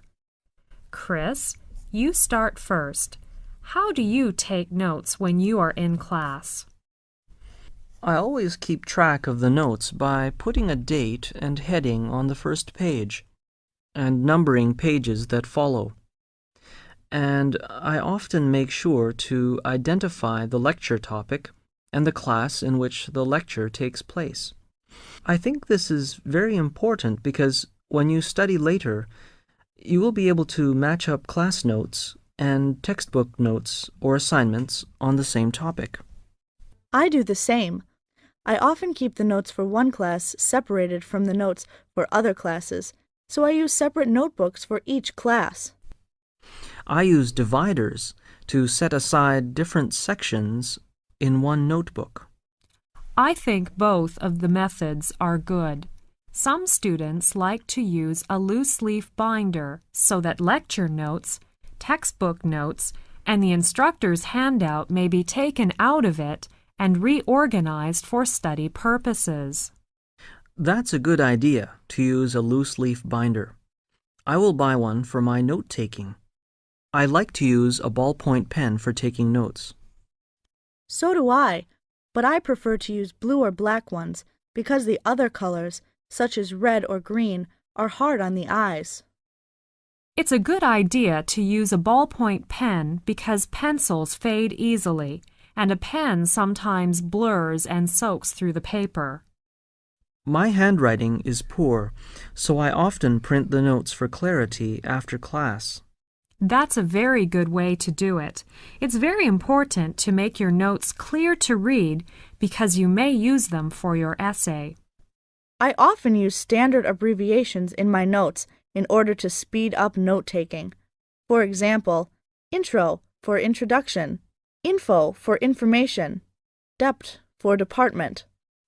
This is one way to speed up your writing. You can also make up some of your own words or phrases that you use often. Make a key for your abbreviations so you won't forget what they mean. Okay, I will try next time. I often copy anything that is written on the board or on overhead transparencies into my notes because I find test questions often come from material that is presented in these ways. Really? I hadn't noticed that. I think you'd better organize your notes after class. Try to summarize the points in your own words. It will be easier for you to remember your notes. That is a good suggestion. Another suggestion is that you should review your notes to fill in gaps while the information is still fresh in your mind. The purpose of taking notes is to help you remember information. When I seem to be missing something, I often compare notes with my classmate or see the instructor. That's the way to do it. Thank you very much for your time. I think new students may use and adapt some of your good methods for note-taking into their own study.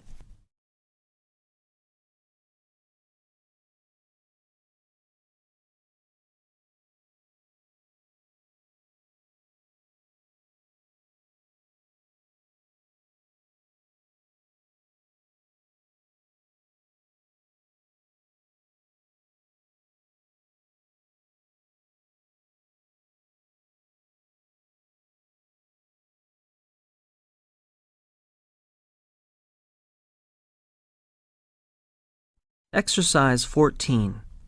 The Dean's Speech. Listen to the talk.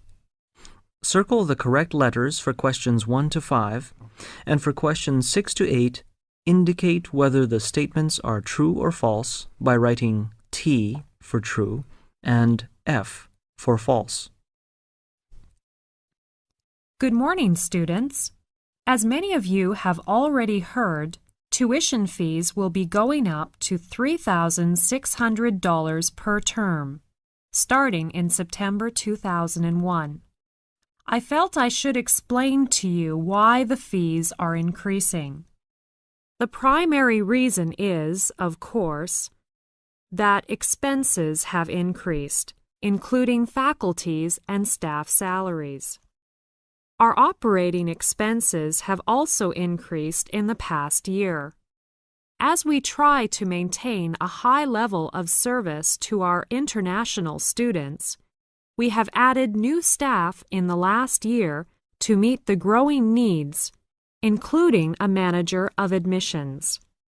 We have also expanded our homestay staff to improve our homestay services.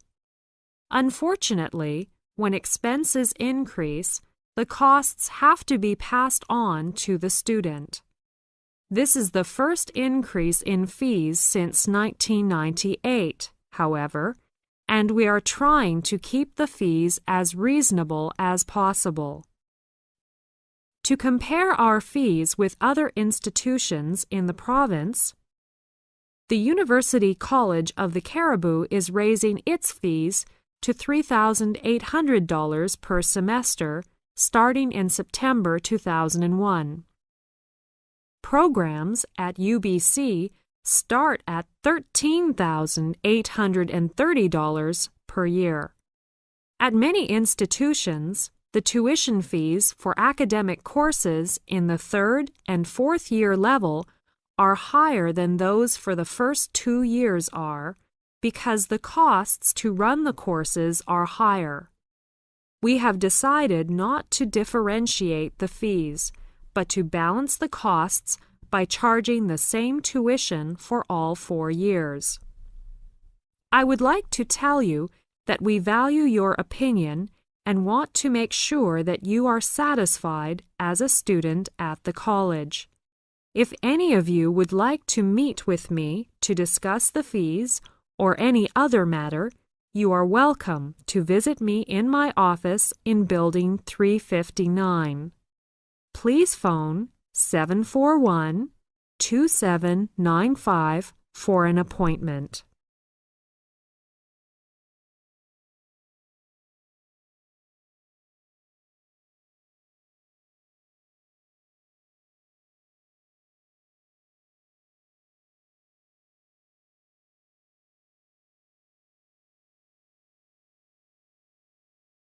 Exercise 15. How to write a summary. Listen to the talk and fill in the missing information in the notes below. Good morning, everyone.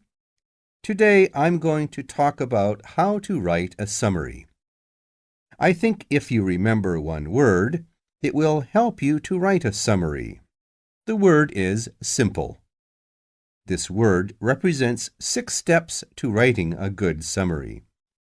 Simple's first letter is S. S here stands for the first step you should do. That is, to study the text carefully. And letter I here stands for the second step, to identify the key points while you read the text. M here represents the third step of writing a summary. That is, to make notes. Then the fourth one is to put points in order. The next step is to leave out unnecessary detail. The last step is to edit your first draft. Now, I will talk about these steps one by one. Let us start with studying the text. When you get an article, you should read it first fairly quickly to get a sense of the general meaning. Then, read it more carefully, following the writer's argument and noticing what is fact and what is opinion, what is a general statement, and what is a particular example. It is often helpful to summarize each paragraph in a few words at this stage. Now, let's turn to identifying the key points. You must go through the text and mark the places where important information is given. You can underline or highlight with a colored pen or simply make a mark in the margin. The third step is to make notes. This is a very important stage. You should write down the key points you've identified in note form in your own words. This is also especially important in an exam because the examiner needs to know you understand what you have written and that you are not just copying from the text. Let's turn to the fourth step, to put points in order. You should look at the list of points you have made and see if there are any which go together. Then decide the best order to put the points in. Number the points in order. Now, let's look at the next stage. Leave out unnecessary detail. This stage is much like the tailor who cuts off unnecessary parts for making clothes. You should choose the important facts and get rid of unnecessary detail. The last stage is to edit your first draft. You should check the spelling and grammar, counting the number of words. If you have many fewer than the limit, you should add in something, so it is important to check the original text again. If you have more than the limit, look for ways of combining points in one sentence or of losing words here and there. If you follow the word simple, it may help you to make a good summary in an academic essay.